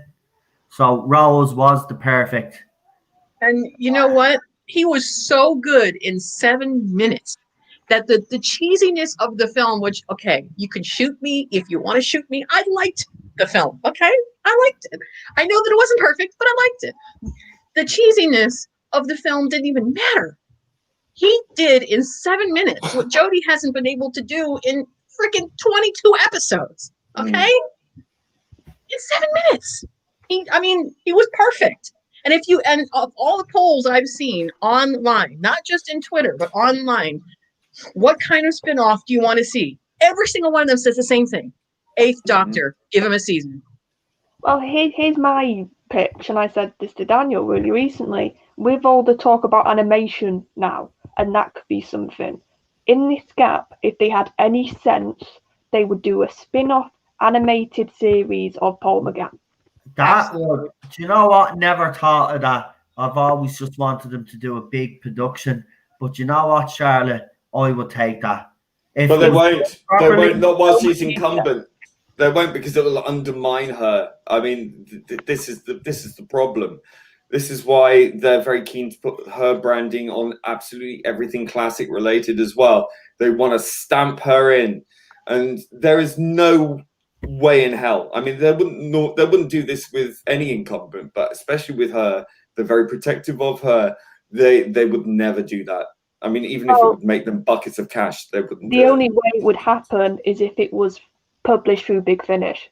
Yeah, because I think Big Finish are moving towards that, aren't they? They want to do animated stuff, from what I gather. I don't know if that's true, but I think that's what I mean. I think that would be perfect. Animate some of Eighth Doctor stories through Big Finish, through them, so then it's separate. I just don't see the BBC agreeing to it. That's the problem. I would give anything to see an animated or live action, whatever, that focuses on the Eighth Doctor. Trying to keep himself, trying to stay out of the Time War because he doesn't want to fight, and the struggle of constantly being pulled back in, even though he doesn't want to be involved. And then it's an engaging story. I mean, the whole Time War thing. I mean, I haven't really engaged with the Big Finish stuff, but by all accounts, it's really good. I mean, I think that is such a big part of the Who lore that is missing. Really, I mean, yes, we got it on Big Finish, but it really does deserve the screen treatment. Maybe one day it will be incumbent upon the BBC to make a film about the Time War. I think that is such a massive part of Who lore now that RTD brilliantly set up. I think that really needs exploring, like officially. You know, I mean, okay, Big Finish is the official sort of branch of the audio side of things, but I think it deserves some kind of, you know, grandiose. I mean, if they did that for the 60th. Oh, yes. That'd be awesome. Do you know what I would want for the 60th? Like I said, my brain, when I'm bored, I think of things that would probably never happen. This is what I would adore for the 60th. What if you had a previous doctor come back and you think they're a doctor, but it turns out they're the Valeyard, and the story of the 60th is it's the Valeyard tricking the other doctors and they have to beat the Valeyard. Brilliant, why not? You know, I mean, like, that's never been addressed, and I think that's such a wasted opportunity that they. Yeah, it's another thing that they've wasted. The BBC just don't have the smarts anymore. Let's be honest. They just don't. I was thinking, imagine Peter Capaldi being Valeyard. Imagine McGann being a Valeyard. That would be something, wouldn't it? It's like the Zagreus thing in Big Finish. You know, you've got all that kind of stuff. I mean, all that could play into it. Yeah, but I think taking that kind of thing and making it the Valeyard with an established doctor would be interesting. It's an interesting idea. Or hell, if they want to, if the Time Lord Victorious thing is really successful, in the comics and books and things, they could put it on film. They could make it a big deal. That's 3 doctors, 8, 9, and 10, the 3 almost most popular ones. Big deal. So. I don't know. I just feel Time Lord Victorious is too big at this point. I don't know what you guys think. I think they've overshot it. Well, no one's talking about it. I was so excited yesterday when I saw that their Big Finish just debuted a new audio in November with Paul McGann and David Tennant. I was like, oh my God! We're talking about Big Finish. Big Finish put a post on Twitter a minute ago. So they're obviously giving away some free stuff Torchwood and Doctor Who related. So don't know. I'm at to put the link up on my Twitter account if you just want to check it out and see what free stuff they're actually offering. You know. Okay, here's a question. What do you guys think could be the big bad for the 60th? Because there's going to have to be a big bad. It'd have to be something big to bring Yeah, them all. Well, it's going to have Daleks in it because it's the 60th, and you can't have you can't have an anniversary without Daleks. I think they'll bring back Omega. They have to do something like that because that's been every season that's gone in New Who. Every big bad was expected to be Omega. So yeah, we've always wanted Omega. We want Omega. We want Rani. We want Valiard. We want Daleks. We don't want Cybermen. I think we're sick of fucking Cybermen at this point. Especially. No, I'm sick of Daleks. I'm sick of Cybermen. I'm sick of Daleks as well, but you can't have an anniversary without them. I just want villains that, you know, they are sinister, but we haven't seen that much. Especially now that Gallifrey's back, I just don't believe for a second that the Master managed to kill them all. I just don't buy it. I believe that some of them are still alive. So awful. It's not even explained. It's not even explained. We want to see Rani. We want to see the Corsair. You know. I mean, are you really going to tell me that he's coming there to destroy the whole planet, and not a single one of them is going to take one of their ships and get off the world? You never know. The meddling monk might come back and fix it all for us. What happened to the Guardians, the White Guardian and the Black Guardian? Why didn't they put a stop to that? I mean, they're powerful beings. Why is Gallifrey destroyed without any explanation as to how or particularly why? I mean, the Chris Chibnall's going to go, well, I might have upset you all, but in fairness, I told you that the Master lied, so it's not my fault you all got your knickers in a twist. That's what he's going to say. And I'm going to say, well, see you little dope, you. Right? You should put the fans through this in the first place. What do you not get, you little fool? You don't bastardize the Time Lords, right? You don't actually try to change the origins of the Doctor either because you think you're some amazing writer, which is far from the truth. The Timeless Children is the biggest pile of my ass that I've ever seen. Seriously, if I'm being honest, it's like, you know that pus that you get on a sword that's infected? That's what the Timeless Children story arc is. It's disgusting. It's vile. It shouldn't even be part of canon. You ought to be ashamed of yourself. You put a lot of fans through a lot of heartache. Some fans have actually had mental breakdowns, and that's the reality of it. I'm sorry, some of the other fans on the other side will not get that. That's fair enough.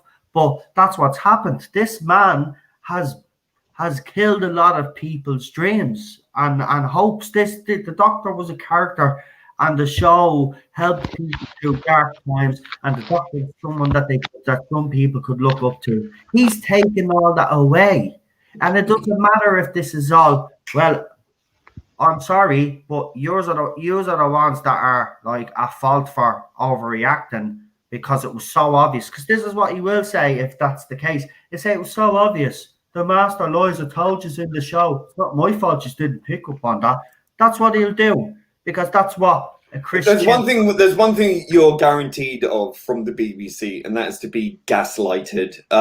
They love to project and make it out that you're the crazy person, you're the toxic fan, you're this, you're that. Oh, we appreciate that you think this, but we're going to tell you otherwise. You know, that's kind of thing. The shit. Exactly. It's awful. It's such bad PR, really bad optics. I just look. I just want a show that doesn't make me angry. And Doctor Who is not supposed to make me angry. Listen, this show saved me. Seriously, I've explained this, but this show means so much to me. And to see it in the state that it's in breaks my heart. You all know that. I'm broken because of this show, what it's done. And, you know, I've been criticised by all corners of this fandom. And I just want to say to those guys, well, fair enough. You can say what you want. You will never fully understand, you know, because I hear some say, well, it's just a TV show. Yeah, maybe to you. And I keep saying that, maybe to you. and that's fair enough. But don't judge me on your standards, right? Because to me, it's more than a TV show. The Doctor was someone I looked up to as a kid, right? The Doctor Who came back when it came back on TV, came back at a right time in my life. I wouldn't be sitting here talking to you guys today if it wasn't for that announcement. All right. So it's more than a TV show. I invested a lot of myself into this show, me emotional being, and it's worked wonders for me mental health. I can tell you, Doctor Who has been one of these shining lights in my life that has really kept me going through the years. Now, obviously, that's not the case so much anymore. I've got other things in my life that are more important, obviously.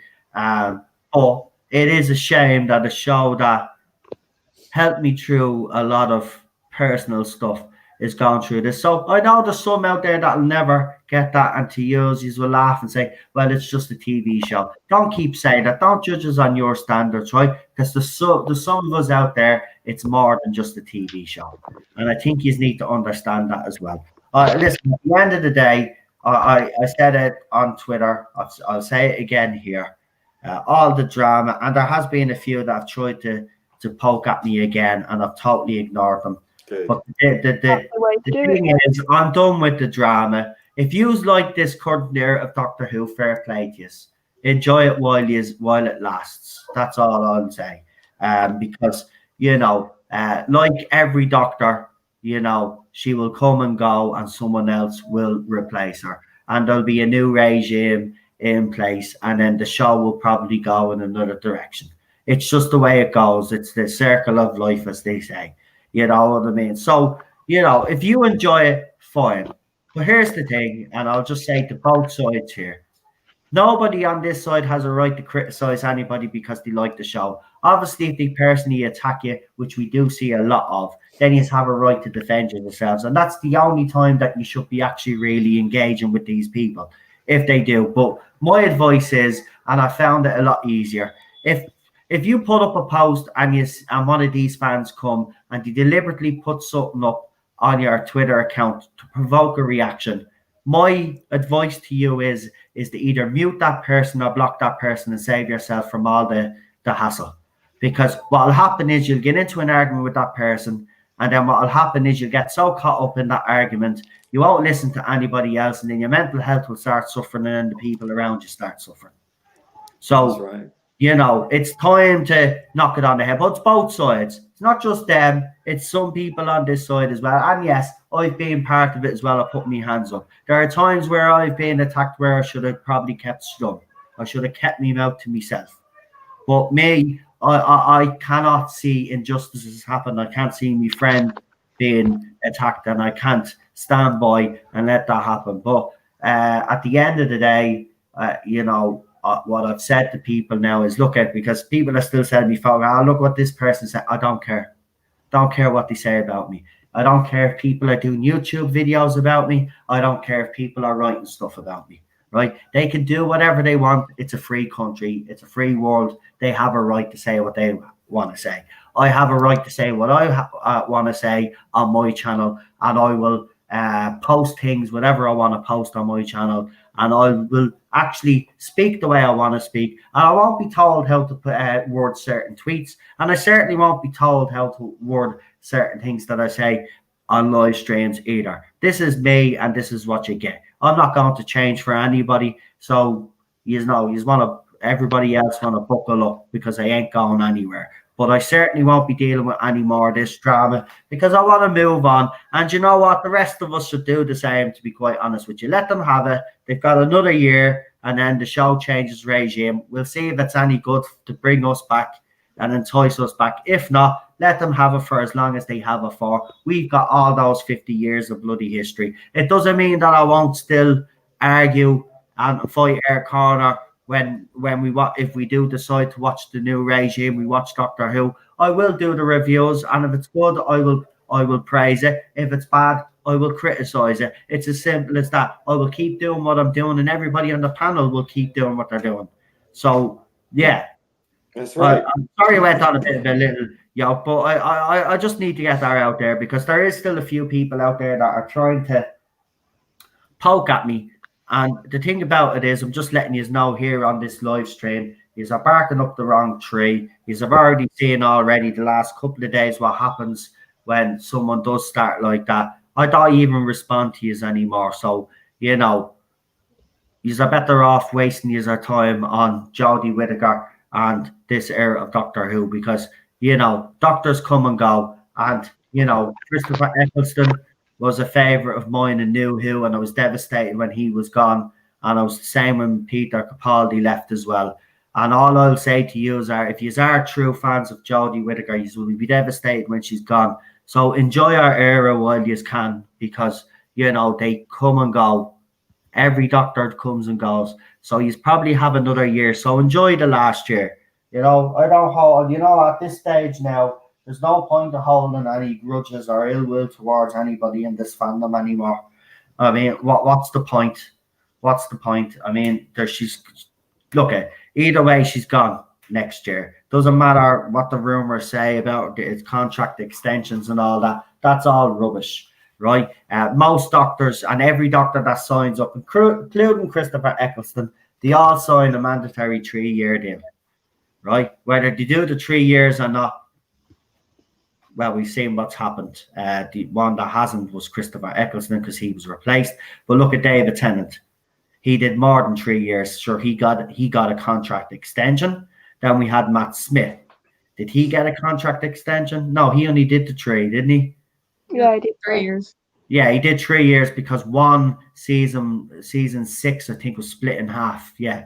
So, and then we had Peter Capaldi, and he did 3 seasons. 3. So they get a 3-year deal handed to them. So Jodie Whittaker reality series 13 would be in reality, if we're going with current trend the way it's gone, unless they break that with Jodie Whittaker, she's gone after series 13. So enjoy it because, you know, if she truly is a doctor that you love, well then you know for 2 years you have been fighting us. Why not just concentrate the last year on as our doctor and enjoys our show? We'll just do what we do. And listen, that's all we want to do. Listen, you mightn't agree with my opinions. You can always not listen. At the end of the day, I don't care if you disagree with me. Fine, right? And you can even come into the comments and say you don't disagree with me, right? But it's when you get personal. And that's when, as far as I'm concerned, people cross the line. And when you cross the line like that, then, you know, I do normally react, but I won't be reacting anymore. There's more important things in life to reacting to people trying to get a reaction out of you. Like someone tried to do last night when they slagged me mother off again. Like, I mean, it's ridiculous. But instead of reacting like I'd normally do, like slag that person back, I just retweeted the tweet, and then that person, then the account was taken down because it was apparently a hoax account. But like, just to come on to say that your mother is, I don't know what it was exactly, but your mother is I don't know what it was, something disgusting anyway. Yeah, then I piped up, and then they had a go at me and said gays are disgusting. And, you know, anything that they felt they could just trigger. That wasn't the word. Right, this is what was exactly said. Lee is being too kind there, right? It was gays are filth, right? That's the word he used, right? So use the right word there, Lee. Don't shy away from that because we're not letting people. To be honest, I can't remember because I just laughed, and then I got a porno, a scatological porno image posted up, and I was like, yeah, I'm really shocked, you know. I really try hard. Here's what I don't understand about the name calling and like the calling ists and phobe. It's like that's not going to change our minds. We've had 2 years of her. No, but there's no point of us calling them J-bots anymore. There's no point of us, like, unless they come after. Look, it's up to the individual. If a person like that comes after you, it's up to yourself whether you want to say something to them. If you want my advice, 2 years, nearly 3 years of this, of having to defend myself against fans like that. Is it worth it? No. I will say this, I've lost a lot of friends along the way on this journey, not going to lie. And I've even had some turn against me. So it hasn't been nice. Did I set out to do this? No. You will all see that I didn't. I did my reviews like everybody else. Of course, I was controversial in my reviews at the time, and it did draw a lot of attention to the channel. And I'm not going to lie, I didn't do it deliberately. That's just my style. I don't hold back. Have I been extra controversial the last year? Yeah, I probably have. I've probably said things as well that probably deliberately rile up the other side. Of course I have. They've been poking and prodding at me for 3 years. What do you expect me to do?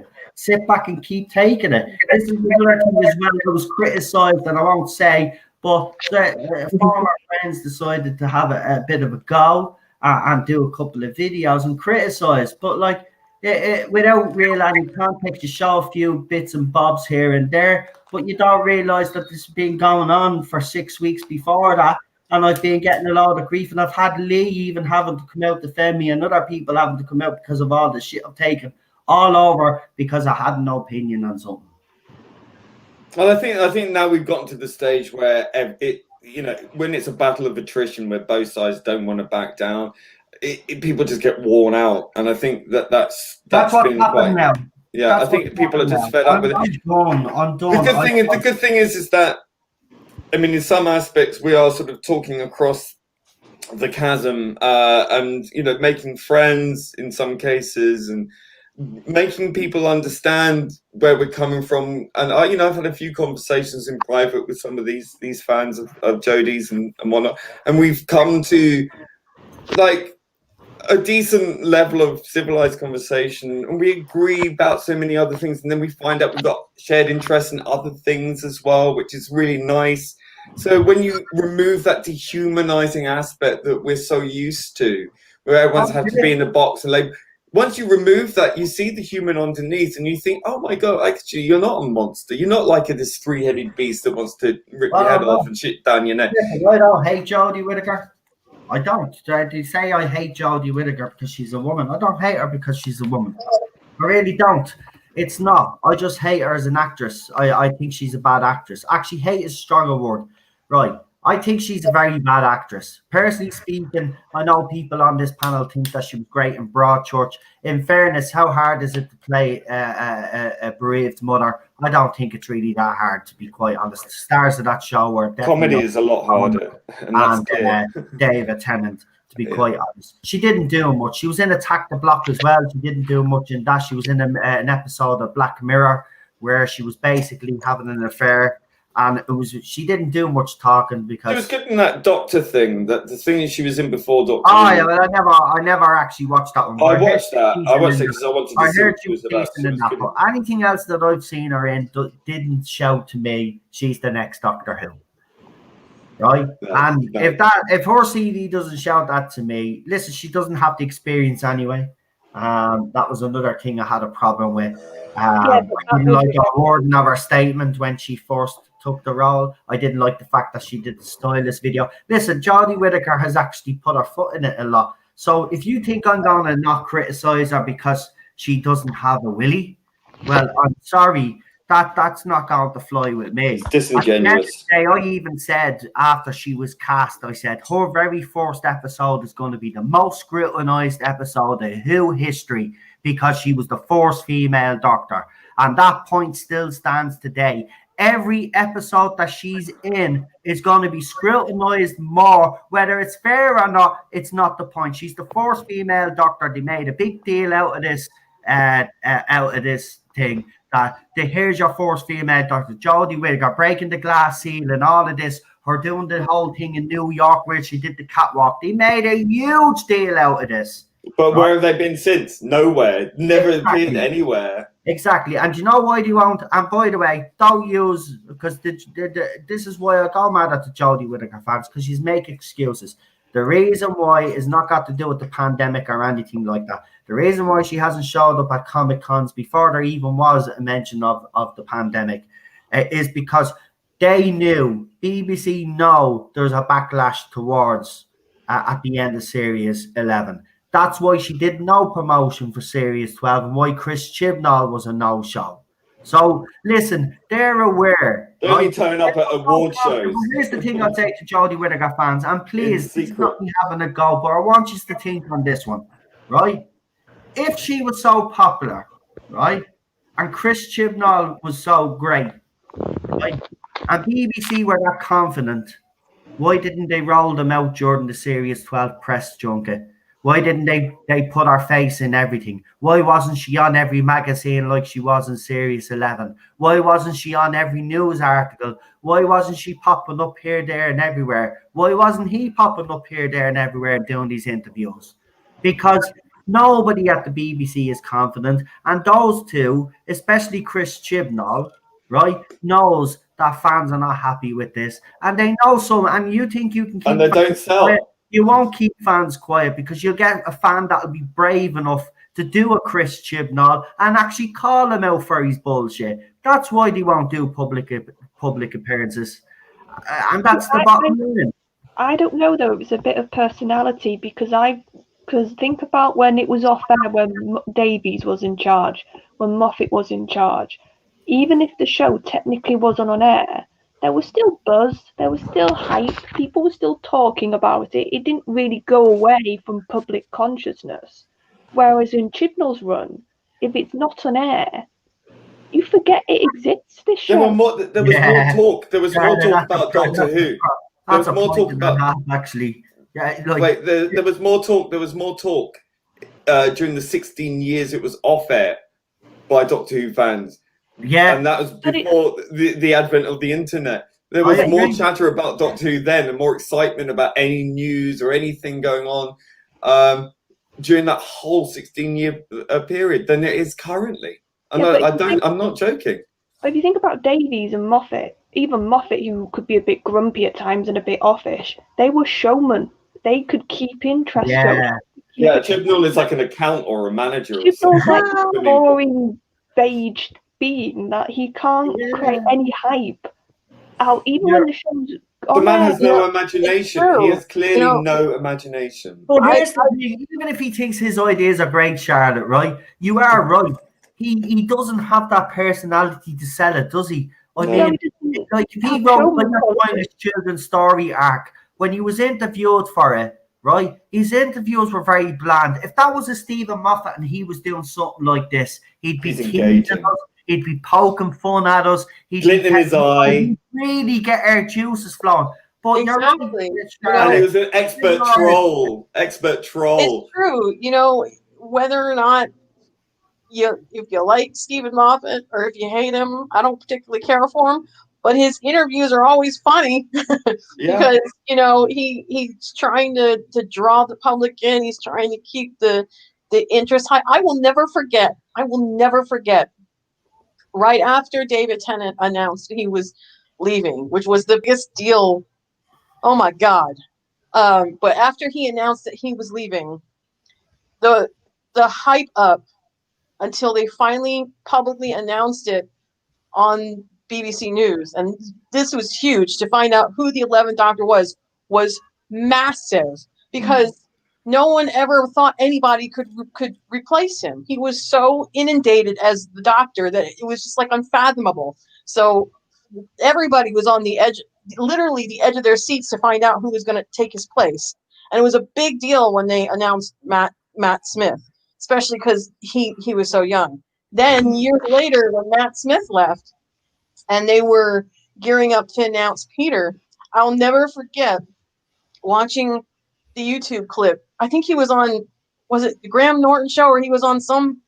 Joe Wiley, wasn't it? Who did the reveal show. That show. And he was, you couldn't see his face. All you could see was his torso and his hand. And his hand was kind of like, he was twitching his camera like he was, you know, because he was playing with his ring, wasn't he, on his finger? Yeah. And I was literally on the edge of my seat going, who is this guy? Who is this guy? I was like, I knew it was him. I was like waiting for it to be him, and it was him. I was like, ah! I was like, like, my chair. you know. And Yeah. Oh my God. Charlotte, who Time. would you like to play the Doctor next, actually? Well, I go between two. One is Agent Lester, but mainly because of, if you've watched Being Human, which Toby Whitehouse wrote, his role in that was really dark at times and actually quite layered and he played a very tortured soul, which I think suits the Doctor really well. Great show. Yeah. And then the one that I know a lot of people have batted around, but I agree with, is Tom Ellis because of Lucifer. And I think he could play a sort of mischievous, sort of cheeky, sort of trickster type Doctor, a bit like Sylvester and a bit of like the cheekiness of David combined. Yeah, it's Tom Ellis. Yeah, I think if you see it more if you watch him in Lucifer, I think that's what's got people. Lucifer is awesome, but the thing is, because it's on Netflix right now, oh girl, to put him as the Doctor because of what he's done with Lucifer on Netflix, it would almost be expected for him to drop his clothes. I know that's the issue. I'm serious because of dropping clothes, so you know, that's clothes for his baby. Well, going back to the showrunner thing, I think that there is a disparity between the Chibnall and Moffat and RTD, who were quite larger than life characters. Chris Chibnall comes across as someone that you would probably avoid at a cocktail party. It's like, oh, it's that guy again. He's going to talk to me. Please don't make eye contact with me. And that's not a good selling point. I don't mean to be so mean to him. It's just like he has caused so much division in this fandom, and he is on board with this crazy thing. I think Piers Wenger is probably really using it. He's a bit like the Wizard of Oz. He's the one that's behind the curtain, and he's allowing Chibnall to take all the flack. But I really think that behind Chibnall is this guy, and I think that he's getting away with so much. He's enjoying the fact that he can kind of sit in the background like the narcissist, kind of operating behind the curtain and getting Chibnall to take all the fire.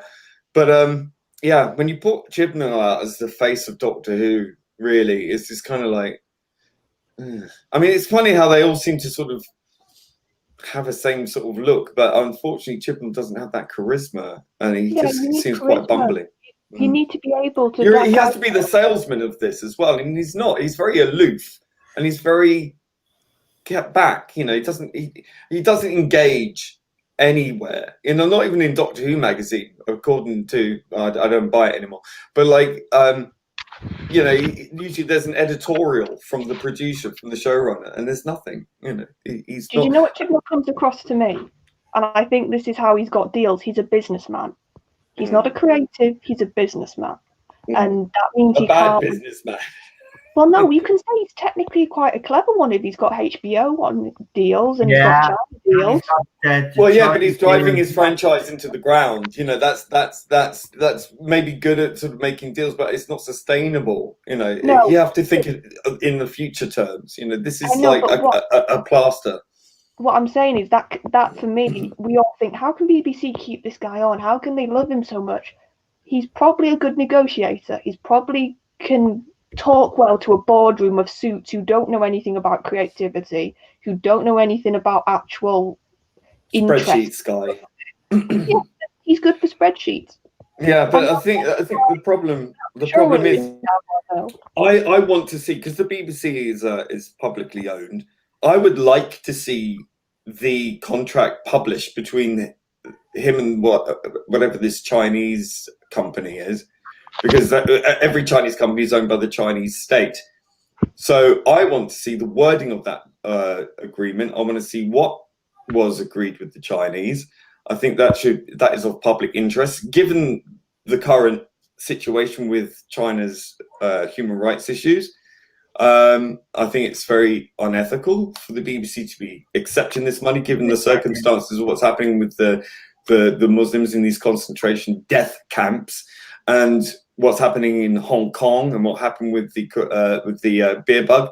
I think that really needs auditing. Quite honestly, it needs to be looked at through a microscope, and I think that should be made very public. And I think this is a trick that's been missed here.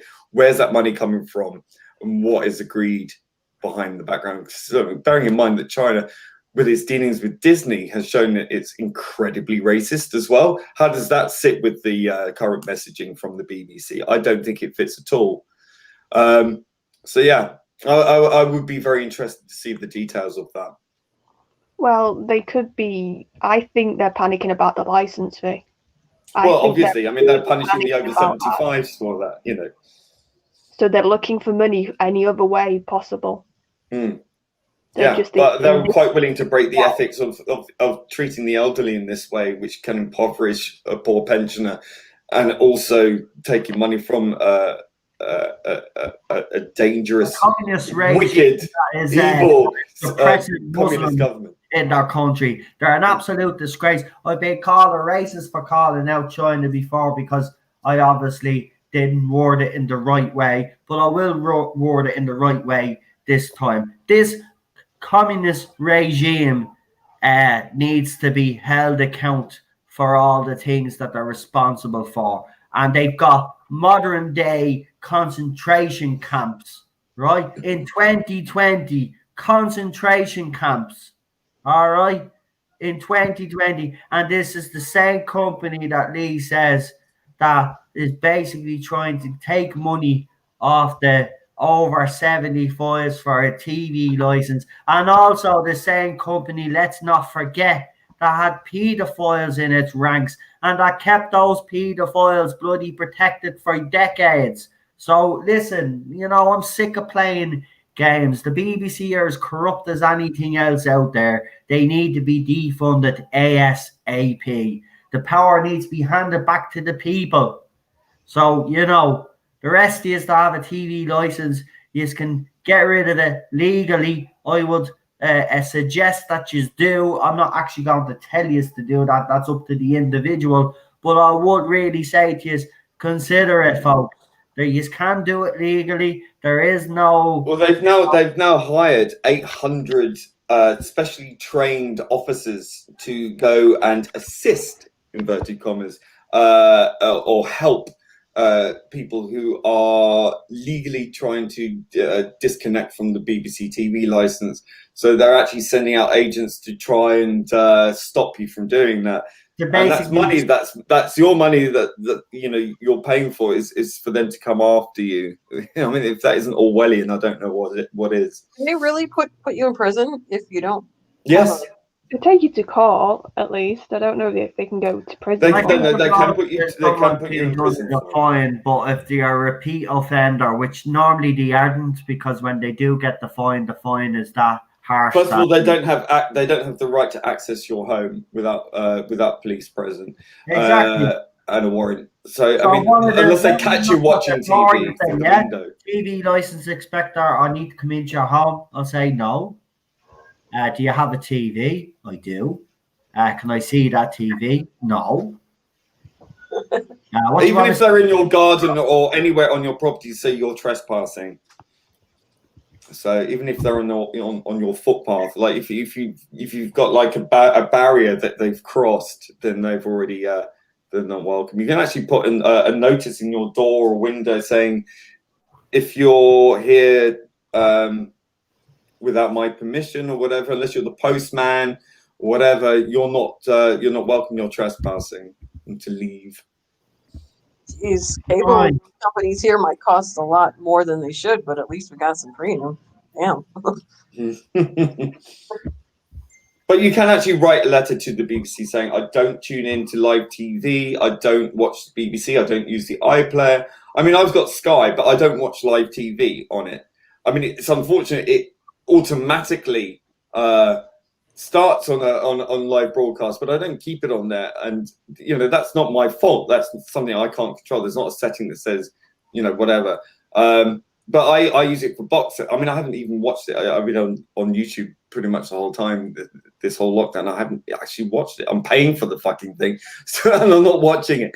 But it's because there's nothing on, and it's you know, I'm reconsidering even that. But again, I'm in contract, so I mean, it's just because you've got like access to something like Sky Television, like I do. It doesn't mean I'm watching live TV, because I'm not. You know, I've got box sets on there that I'm paying for the package for that. But it's like, if you're not watching live broadcast TV, if you're not watching the iPlayer, then you know you don't have to pay it if you're not watching the BBC or live TV. And plus, they'd still have YouTube clips up, so you can watch that for free. That doesn't count. I'm paying for BritBox. You know, if I want to watch, I'm only doing that because I don't have the luxury of having all the DVDs of Doctor Who. You know, as much as I would love to own everything, in my life, unfortunately, life choices or situations in my life have meant that I haven't been able to afford all these luxuries. And I had to take priorities in my life, especially when I was caring for my grandmother for 10 years. You know, it's time consuming and costs money and takes a hell of a lot out of you as a human being. But yeah, I mean, it must be my privilege. By the way, I think we had Sanctuary of Geeks, I think, on this channel. I think a few months back, didn't we? I think we brought Sanctuary of Geeks on. I know Sanctuary of Geeks has been on Blue Bonnet's channel, if I'm correct. But they got on to talk radio. Oh, I've seen that clip. It's amazing. So I'm going to. I think I'll be able to play the actual audio. So I'm going to play as the audio to this, right? It's quite funny. But I'm with Charlotte. This is actually quite amazing to get on for the presenters, right? Because this is the thing. This could be anybody coming on just to rant and rave about something, but the fact that the presenters actually agree with Sanctuary of Geeks, and right? I haven't heard this. Right. They brought Doctor Who up first by being bad. That's why Paul brought it up in his call. So here it is. I want to get it close to the speakers, so you don't, because it's on my phone. So you ready to hear this, guys? Yeah. Right, here we go. Two things, but I just want to pick up. You mentioned Doctor Who there, actually, and I used to be a Doctor Who fan until it became woke trash. So that's it's ridiculous, isn't it? Yeah, it's just garbage. And the other thing is, I just want to applaud your station, because you guys are the voice of common sense. Like wherever, like I can't watch the BBC, I can't listen to BBC Radio, and I can't listen to that other crappy station that's in London. You know, so I'm sure I don't know what you mean. Don't mention it. Well, that's what we try to do, Paul. We try to keep in touch with what real people are thinking. Keep it real, man. Keeping it real. Keep it common sense. This is the home of common sense. You're quite right, because more and more in this country, I mean, let's think about Doctor Who. Where's the common sense in the production of that program? It's produced by mad people for no one to be entertained by. The viewing figures for that show, when you think of where that program was 5-6 years ago, and like getting 10 million viewers, I think, under the David Tennant, Matt Smith years, and now, like, I think 3 million tuned into the season finale. 3 million. That's a huge drop. But in comparison to where we are now, it's nothing really. There you go. And I have to say, Sanctuary of Geeks, I tweeted him earlier on to say it was amazing. He just When was that? When was that out? That was on. I'm surprised you haven't been on this show, actually, Dee, because you're quite a talker like me. It's a talk radio, man. But when was that? They've got a YouTube channel. They look at, I think it was yesterday or the day before. But it's part of a big, like, 2-hour show, and that was just a part of it, that clip. But obviously they've put that up on Twitter themselves to talk radio. Okay. So they've isolated that clip. Well, Noel can link me up on Twitter so I can go and look it up. Yeah, no, man. But that's another thing that I think is more powerful than ratings. When people say, "Oh, ratings don't matter," I think to a degree they are right. But what does matter is public perception, and the public perception of the show is currently at the lowest it's ever been. So that's more powerful, I think, to the BBC right now. that. Well, that's it, isn't it? Optics are everything. And I say that the ratings aren't necessarily that big a deal when it's 1 million here, 1 million there. Okay, fair enough, and it's still selling well across if it different countries. The ratings are going to fluctuate. They fluctuate. But a drop that big, a drop of over 7 million people, over 6 million. What was it? 6.7 million people. Yeah. That's not just people. That's households. Okay, that's like a group of people within our house who sit down and watch that show. I think that really does matter, because that's telling you that the audience are switching this off, actively switching it off. This is damaging long term to the show if this is allowed to continue. If this is a downward trend, and it has been. It's been a ski jump, except no up bit at the end of the piste. Right? This is like off a cliff, and you can't ignore that. You can't. And I think that's a massive mistake to think that you can just go, oh well, it's just viewing habits have changed and this and that. Look, if you're a fan of Doctor Who, you're a fan of you're going to watch it. But fans are tuning out. That's a big thing. And also, you've lost the normies, right? The people who were well into Doctor Who when it was during the Tennant and Smith era, because it whipped up and it was successful. It was selling well abroad, and that's not the case. The figures in America are under, what is it? I don't know, under 300,000 or something. Yeah, I think Gary did a video on it. Yeah, they're very bad in America. Yeah, She started out season 11. She was like 600,000 something viewers. By the time season 12 ended, she was less than 300,000. So yeah. So again, over half the audience again, same as everywhere else. Yeah, I don't see where this is succeeding by any metric. Yeah.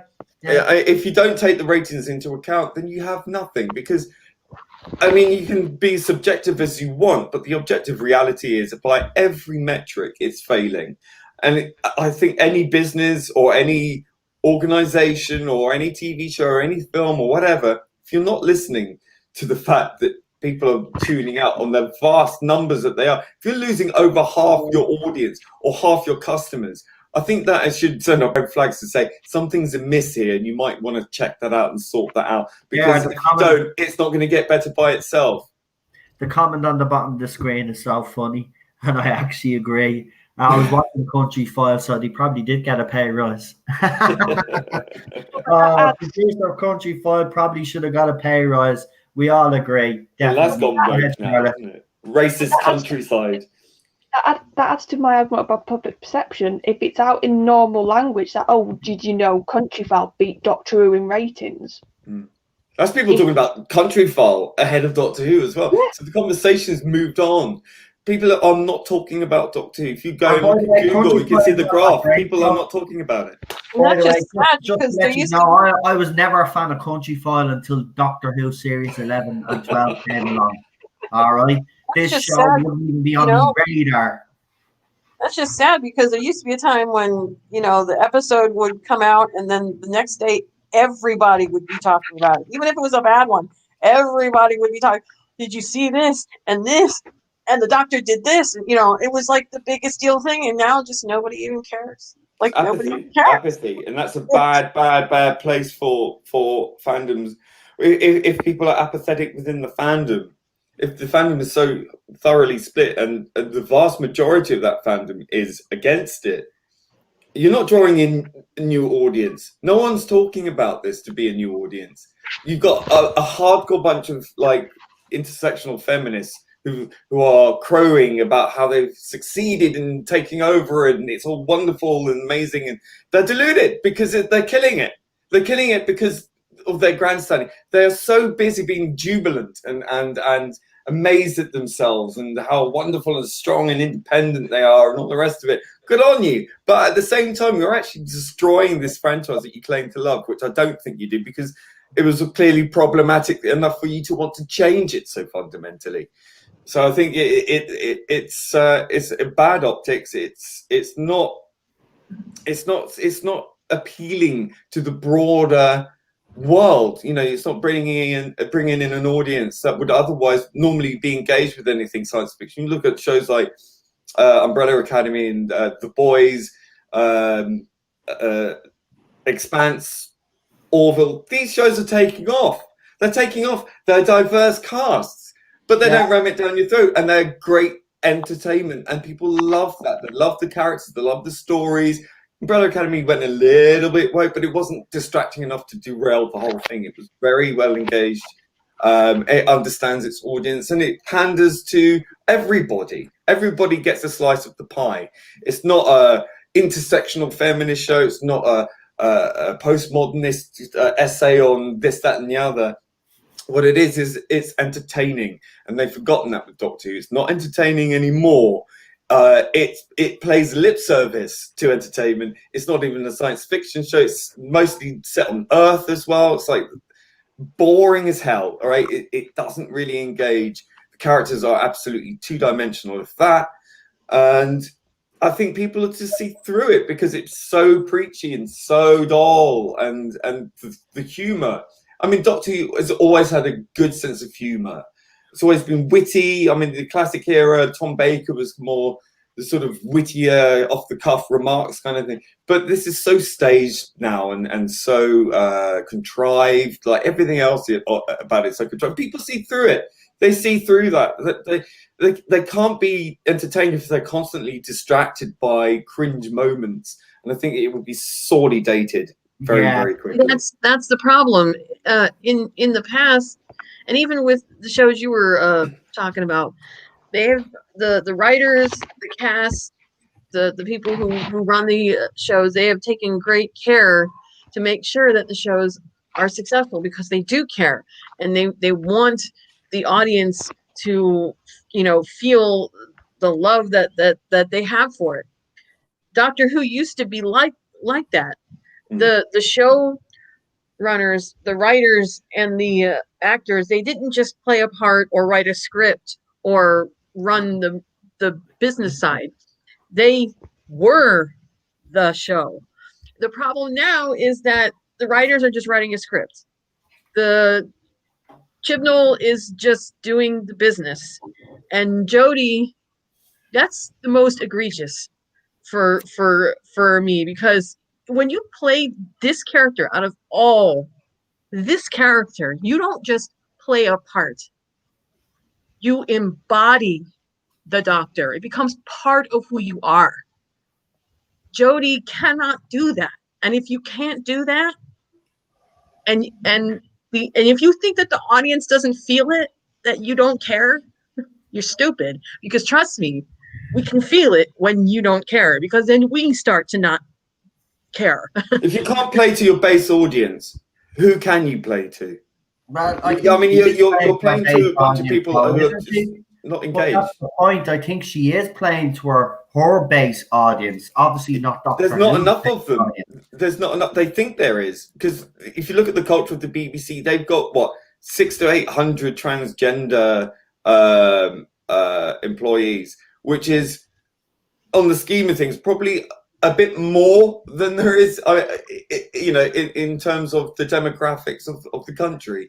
And that's just one tiny sort of aspect of the whole, you know, spectrum of the intersectionality within the BBC structure, okay, through their diversity policy. So they've over-egged it.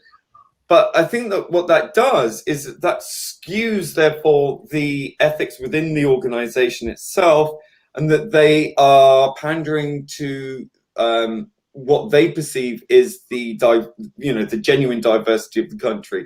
And I don't think that is. I think it's very skewed, and that's not to denigrate those that work there. Good for them. It's a great thing that they have that. But I'm saying that what it does is that it gives a false impression of the mood of the country.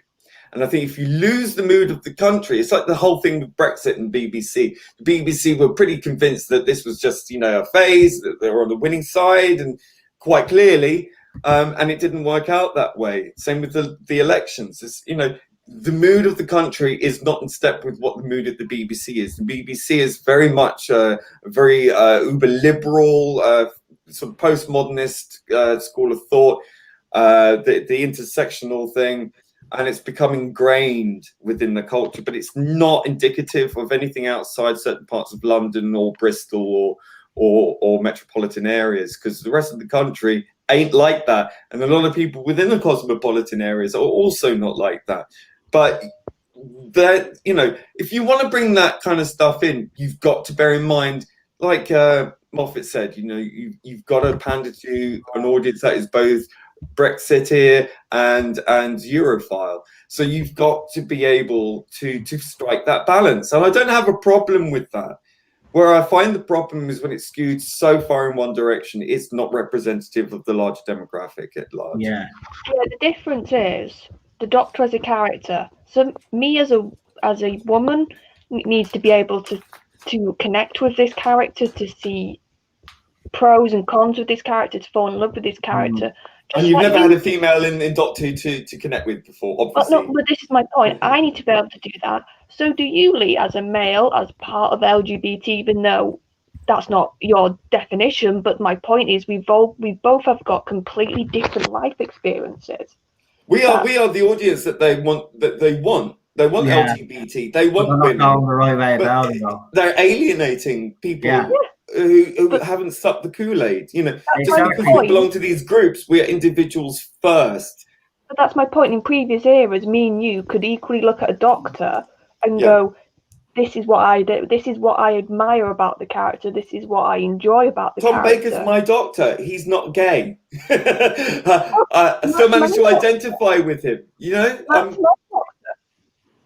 And so that's my point. And the BBC needs to go back to a Doctor that every group can say, "I admire, I like, I love," or "I don't like" for a reason. That can be fair, but they're not.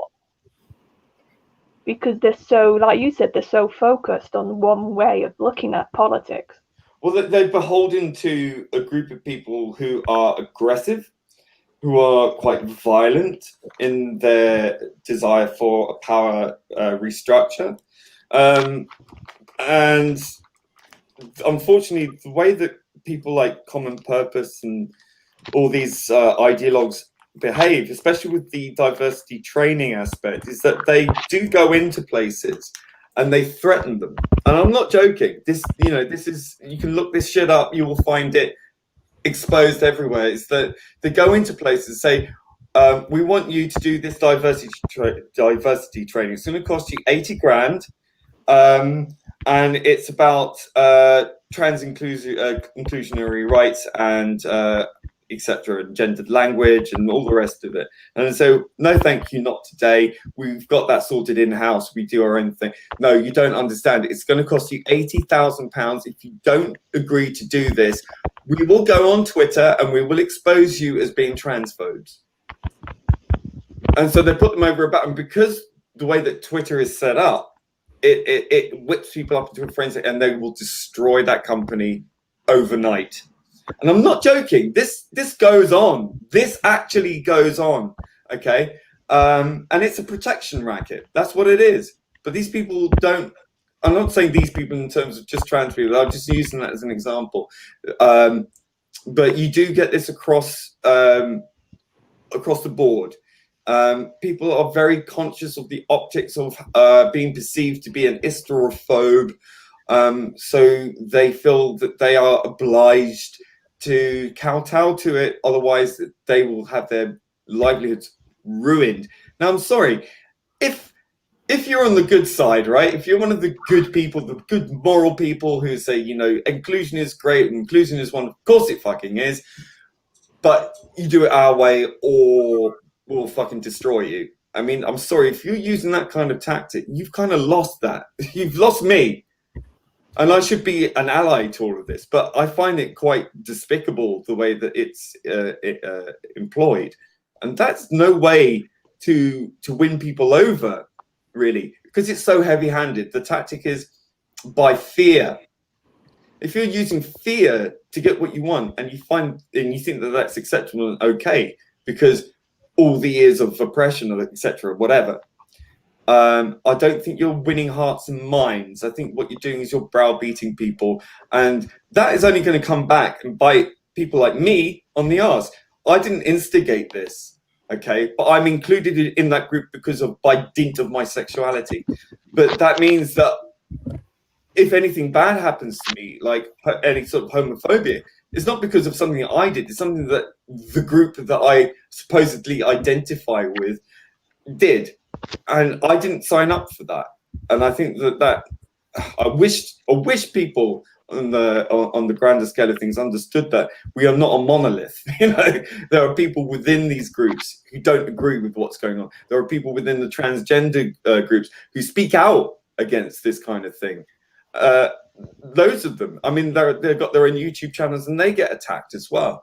I'll get attacked for saying this, but unfortunately, the truth is messy. Human beings are complex beings, and people will employ underhanded methods to get what they want because it's a power struggle at the end of the day, and this is what it boils down to. The BBC is kowtowed to a power struggle, and it's a worrying trend, and it's one that uses threats of violence and exposure and all sorts of mean tricks to put people over a barrel. And I think that ethically can't be correct, and it certainly doesn't work in favor of people. I mean, if you want to win a moral argument, you don't use underhanded tactics to achieve that. I'm sorry, you don't. And that's my rant.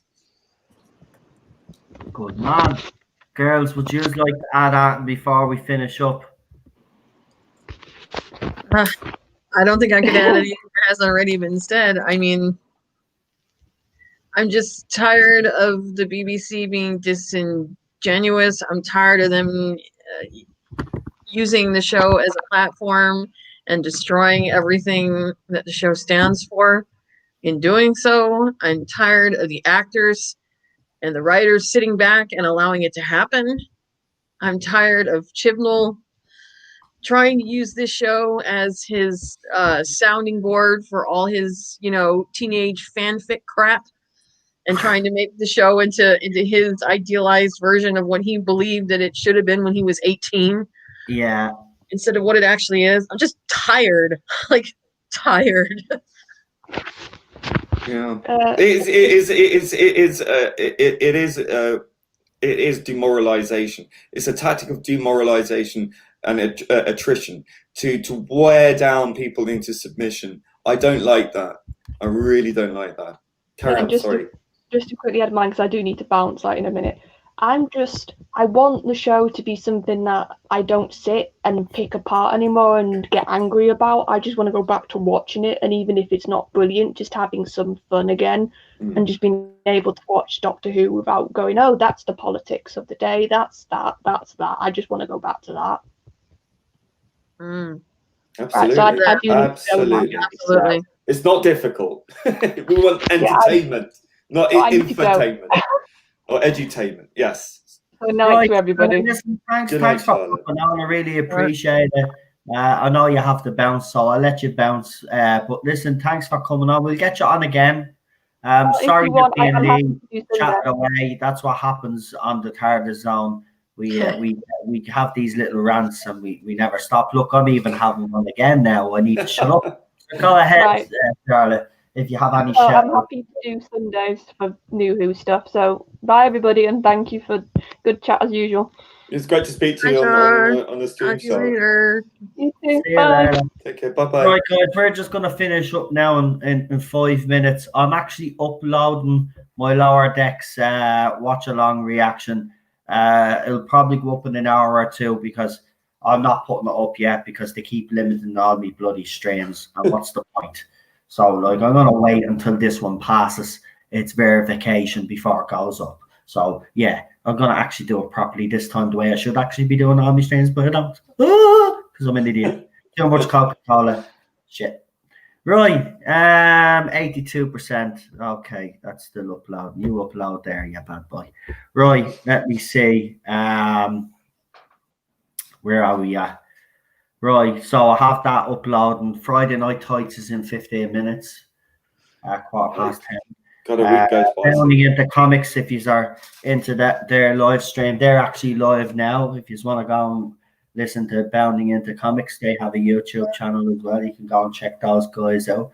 I'll be back here on Saturday. I might be a little now. Listen, it's my niece's birthday, which I never actually took into consideration when I was doing planning the watch along for this week. So I could be, now I say I could be a bit late for that one, but it'll still be going ahead if everybody is still willing and eager to participate. But it'll be, the time hasn't changed, it'll be 7 o'clock.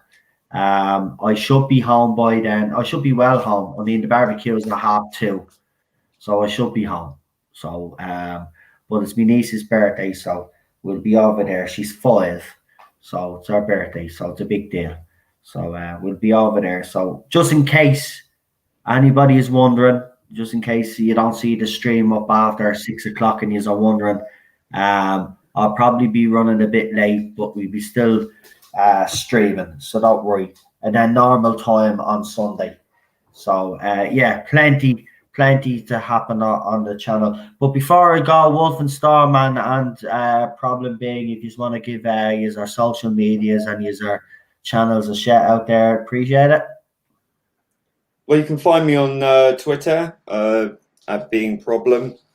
If there are imitations, like with it spelt the right way around, that's not me. So watch out for any fake accounts. But that's where you'll find me. I don't YouTube because I don't need the hassle. So I'm quite happy to be a whore and come on other people's streams. If you want me on yours, find me on Twitter and you can DM me there. There you go. So now that we've got the YouTube whore out of the way, let's talk to the lady of the stream. Is there anything? Lady. Oh, you guys all know me. You know my YouTube channel. I'm gonna try really hard next week to get a video up, but next week is a little bit busy for me. My kids got appointments and got stuff to do to get them ready for school. So even though school is technically virtual, I still got stuff that I got to do. So I'll try my best to get one up. But if you guys want to follow me on Twitter, you know where I'm at, wolfendstorm78.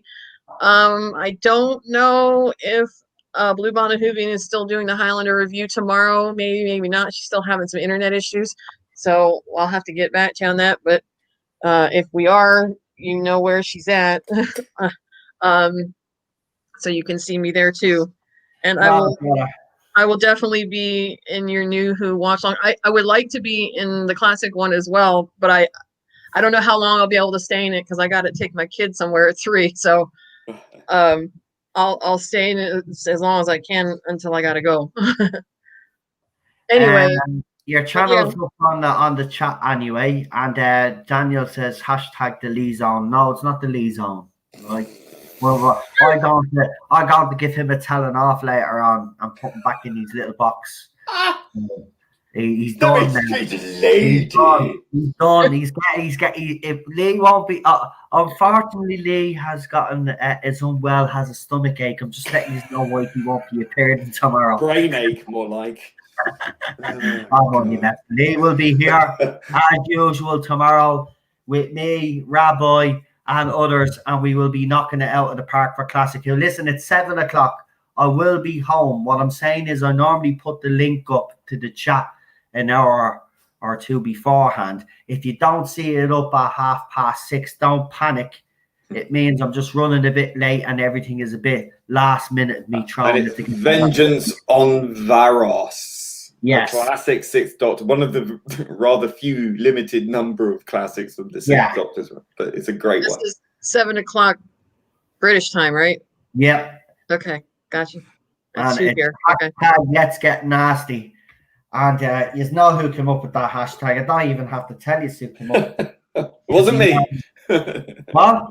Wasn't me. It was Rabbi. Yeah, that's what I was going to say, because he's got a nasty mind. By the way, dirty mind. Just to actually tell you, though, he dropped the video as well. Now, we did the film vault this week, but you will see from it that none of us, 2 panelists liked the movie, and the rest of us couldn't give it a crap. So basically, I never seen Rabbi finish a film vault as quick. It's about 58 minutes. It's usually like a couple of hours. But yeah. So go check it out. But he has, I have to be honest, I can't say anything, but he has picked a good one. A He's doozy. already sent me the link actually, and I might actually take a look at it myself beforehand and compare it to the other one. But there is a movie that we're watching that you will be all excited for. But check him out as well and his videos as well. Show the rabbi support. Obviously, it's Sabbath, so he won't be back until obviously tomorrow. So give him a bit of a surprise. Give him an owl message there. Let him know what you think. And he also did a Lower Decks review as well, so check it out. Oh, and has left a nice comment there. Good stream. Next up is Nerdrotic. This is an excellent replacement for TV, which has gone shite. I love that. Thank you. Well, listen, I always go live on a Friday, and Gary obviously does his Friday night tights, so nice him to finish when he goes live. So it'd be actually nice if some of the audience that does actually watch him on a Friday night tights would actually come and listen to us beforehand, even the last hour. I wouldn't mind even just drop in, say hello. So let people know anyway. You guys that are in the chat now, if you are heading over there, let people know about this. I can't really do it myself because it looks a bit, Gary gives me enough shout outs, if you know what I mean. Daniel says justice for Time Lash. Damn right. Yeah. That's coming, my boy. That's coming. It's not. It will. Well, it will eventually because one of you will get to it, but it won't be for a few weeks. I've actually did the rotation in my head. And I know the people that get that doctor, so they're not going to pick it. So we're safe for the next couple of weeks anyway.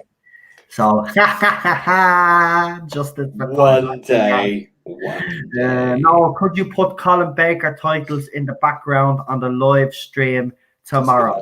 I will be doing that. Actually, I might try and do a GIF of the title of your opening titles. I might try and see if I can do a GIF of the time tunnel. Okay, that'd be brilliant. I'll see. Fantastic. But yeah, I will do that. I'll put that in the background. Actually, Colin Baker's GIF. Tardis title GIF. Yeah, I could do that. I have the other one as well. But I actually had a surprise for you for Sunday. It's actually funny that you've actually said that. So for the Impossible Planet. Do you want to see it or should I wait? I'll just show you. Sure, it's no big deal. Where is it? So, see where the little TARDIS logo is here? Just check that little TARDIS logo out there because that's what's going to change. And this is what I've picked for Sundays. Oh, nice. Brilliant. There you go. I like that. So, I'll be doing little things like, listen, I didn't even know you could do this. And there's the one I was using at the start. So it's all the doctors. All of them. All of them. Every single last one. Every single one of them. Peter, William Hartnell to Peter Capaldi, all the doctors there. I think it's brilliant the way they did it. So yeah, that was the one I was using at the start. And I've got a couple of backgrounds as well. So yeah, I'm starting to get the gist of all of this and get the hang of it. So has the announcement come out yet? No, there's an announcement on Sunday, but we don't know if it's Doctor Who related news. Well, we didn't at first until Eddie then said that he thinks it is related now. It might be related because not only has the Radio Times got a hold of it, but the Nationals have got a hold of it too. And let's be honest, what else would it be? But if Radio Times reporting it, it's not going to be EastEnders or something like that, or unless some bit. No, why would they hold the story till Sunday? And Sunday is traditionally, as Eddie has said, is a day where they do seem to make big announcements. So we're not 100% sure if it's Doctor Who related yet. Obviously, there are people trying to find out, including myself, to see if there is happening in this. But like yours, because as Eddie has said, information has been limited. So we're actually just going to be as surprised as the rest of us if this is actually Doctor Who news. Even Eddie quite often though, these things like come and go, nothing happens. So don't be surprised if nothing comes out. So yeah, it could be some stupid bloody other thing. It could be some announcement for a brand new bleeding TV show or something, or that they're socially distanced something, or I don't know. Who gives a crap? Now, listen, it is a bit like normally if we heard something like this, we'd be talking about it all night and we'd be all excited and stuff, but we're not bothered. We'll wait until Sunday, see what happens. If I find out anything in the meantime and I'm allowed to say anything, because this time I have to be careful. Oh, we lost you. Strike. So I have to be very careful. But if I do get anything that I'm allowed to let you know about, I will let you know. You are the first guys to find out. That's the way we used to do it on this channel. It's not going to stop. If I get any information and I'm allowed to tell you, I'll let you know. I'm going to put my neck out there, stick my neck out there and say, I'll be surprised if it's related to the current era. So I'll be shocked. And if it is the announcement that Jodie Whittaker and Chris Chibnall are leaving, then we'll have a party. Then we're gonna have a party. All live streams will be cancelled for the week. We'll just come on and just have a party on them, right? It'll be just live streams of parties. All other live streams that we have planned will be cancelled, and we'll just have a big piss up. Yeah. Bit of alcohol. Poppers. Bit of Murray Gold music. We'll have a right out celebration. Yeah. We'll even quote some former doctors as well. We'll go crazy. Change, my dear, not a moment too soon. If it is good news, I'll be over the moon and I don't care. Listen, I won't glow, but I'll just be like, told you so. Well, we can live in that fantasy. It sends us to a happy place. John, that bottle of champagne, I drank that bottle of champagne in pity when she came out and said she was staying. I knocked that whole bottle of champagne back because that was supposed to be my celebration. That champagne's gone. Yeah. Well, at least you managed to drown your sorrows. No, it'll be low key. If she's gone, it'll be low key because at the end, it's not all her fault. The man that I'm interested in is gone, is Chris Chibnall. But then I'll be interested to see who they've got to replace. Because that's the thing. It could be worse. Because if it's any of his writing team, if it's actually that woman that was mentioned, what's her name? She did one episode, but now apparently she's being tipped as one of the potential show. Maxine Alderton. If it's Maxine Alderton, then you can forget about I'm out. It's going to get worse, guys. It's going to get worse. So, maybe we'll be begging Chris Chibnall. The Kathleen Kennedy of Doctor Who, possibly. Yeah. Well, we never know. We might be pleasantly surprised. Who knows? You can bring your Pepsi, Daniel. You can bring whatever you drink. But I prefer Pepsi myself, but I love a nice cold Coca-Cola. But with that, going to say good night. So I'd like to say to all my guests, Eddie Ascaro, thank you for popping in, pal. Really appreciate the news as well. Lee, thank you as usual. You will see my reaction later on. It's going to be funny. And the Wolf and the Storm, thank you for joining me once again. It's a pleasure having you all on. Everybody. And Charlotte, don't forget Charlotte. Oh, and Charlotte. Yeah, because Charlotte's the quiet one. She didn't get a chance to talk. I wonder why. That's my fault. I know. But she raised some really good points. I had to get it out, otherwise I'd forget. Well, here's the thing with you, right? You're like me, right? And you don't pick on me, I'm gay. I'm going to give you a why don't you get to the A to B a lot faster? Like, why not condense your pot kettle? No. Mister, I'm going to rant until I finish. What did I say at the start? The Wolf in the Storm. I says, I know I do it too. Don't pick on me then. Why do you think I'm just sitting here? Rolling your eyes, going, oh God. Lovely for that's okay. I love you both. It's okay. Charlotte knows. That's just Lee. That's just Lee and me. And Rabbi's. Look, there's one thing you got to understand about me. If I don't say it now, I will forget. If I forget, then I'll be like, I get really frustrated. So sorry. I do apologize. You get me, Rabbi, and Lee in a room. If that really did happen, everybody in the room would be rightly pissed off because we wouldn't shut up. Yeah, that's true. Yeah, But that's why you love us. That's why you subscribe to the channel, because you like me being a Maoni. Hey, just wait till New Year's when we all have to suffer through the freaking special. We're all going to be talking all over each other. Well, here's the thing, though. We're still debating. I'm not watching it. Or not. So, I am not watching it. Seriously thinking for the first time of my life ever to boycott Doctor Who. This is a big deal to me. It's a big deal what they did in the Timeless Children. I'm sorry. Lee made a point, and I don't want to harp on again for another 10 minutes. I'm going to make this brief. But Lee was right. Even if this is Chris Chibnall, I'm kidding, right?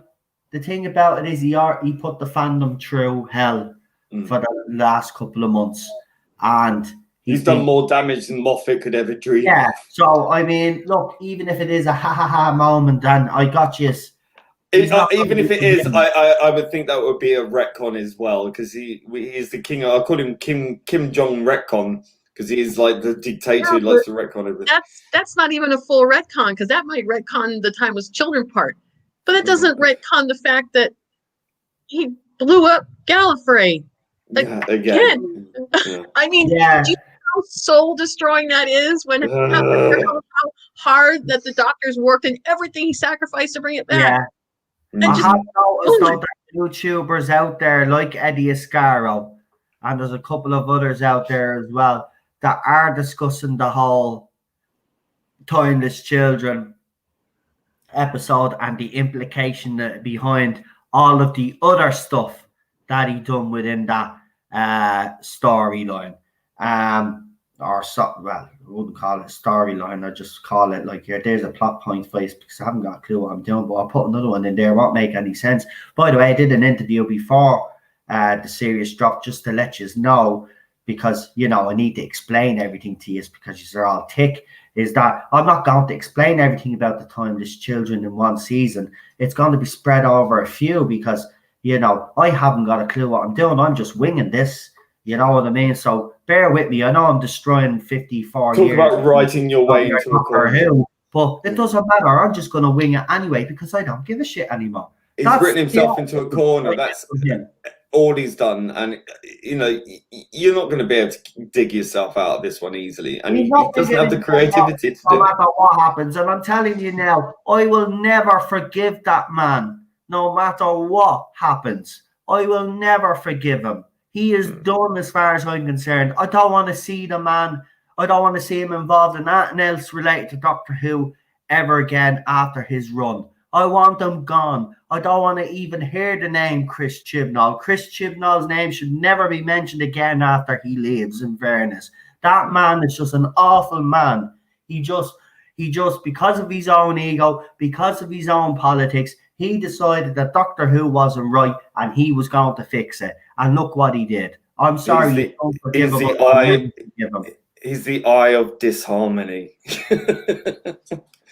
That's what he did say unknown. He did actually say that on this channel as well, which is kind of true. It probably is a surprise regeneration. We don't know. But as he did say on this channel, and he probably said on his own channel, it's all rumor and speculation. We don't know yet until there's an official announcement. But it is strange when he talks about that, then all of a sudden there's going to be some special announcement made. Now, today, earlier on this morning, actually, I seen a couple of Jodie Whittaker fans actually talk about this so-called embargoed information that Radio Times have gotten their hands on. Now, apparently, the national media have also got their hands on it, which is making some people believe that it might be actually in relation to Doctor Who now. So I did pose the question to Eddie before he actually left, and we will leave with this. I did ask him, if Jodie Whittaker was leaving, would they make the announcement now?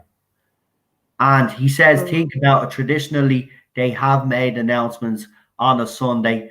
Would they announce it now? They probably would get it done and over with. So then fans, because think about it logically, if they come out to say that she's leaving after series 13 or she's leaving after the special, I say it's after series 13 to be honest with you, but let's say she does leave after, they'll want as many people to watch that last episode as possible, right?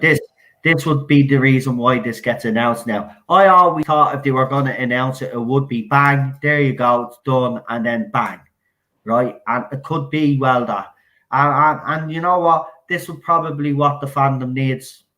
I'm sorry, you might sound bad, but if they do make that announcement on Sunday, it's exactly what this fandom needs. The fandom then can finally move on and move forward because we know there'll be someone else taking the role, and then we fans on this side of the fandom, if you want to believe that there's sides, right, can then concentrate on who they think the next Doctor is going to be and see what the rumors are and see who's being up. Because let's be honest, there were names mentioned at the end of Series 12 and even at the start of Series 12, there was rumors of people being brought in for interviews and stuff like that. So there's a lot. So maybe this could be the BBC finally doing something right, because if I said it a few weeks back, BBC's window of opportunity to rectify this with the fandom and to rectify it with the normal general public is getting thinner. The gap is getting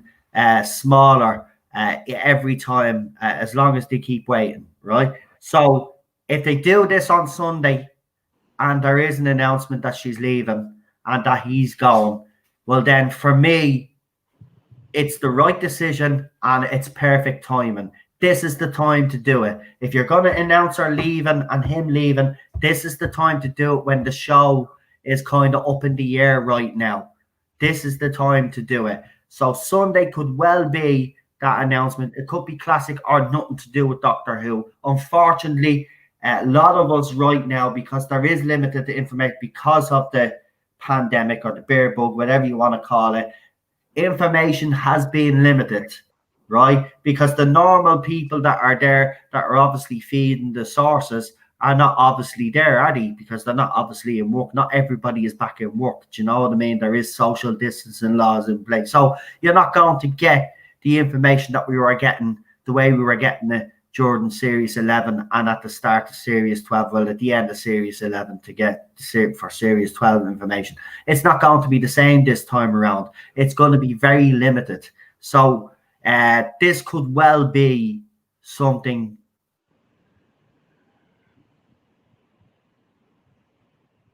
nothing at all, and that's why I'm not going to build me hopes up. I'll wait until Sunday. I'll wait to the announcement, and whatever it is, I will react to it if it's Doctor Who related. If it's not, then obviously I don't give a crap. You know, they're announcing that EastEnders is coming back, and that's the whole bleeding big thing. I'll be bleeding. I'll go mental. Like to me, it's either this, right? There's two scenarios, right? I'm going to throw them out there. It's either Jeremy Clarkson, James May, and Hamster have been enticed back to the BBC, and they're going to take over back with Top Gear, right? They've made amends with them, and they're taking back Top Gear. Or it's a Doctor Who announcement. I can't see, because they're the two flagship shows on BBC. So to have a big major... If it is Doctor Who related, it might be that they found another story or something. There could be that. Could be that as well. You know, well. and to Unknown 289, Brave New World was great. Read the book, and then you'll realise how woke the show is in comparison. Trust me. I just wanted to get that out there. So yeah, I had to. Sorry.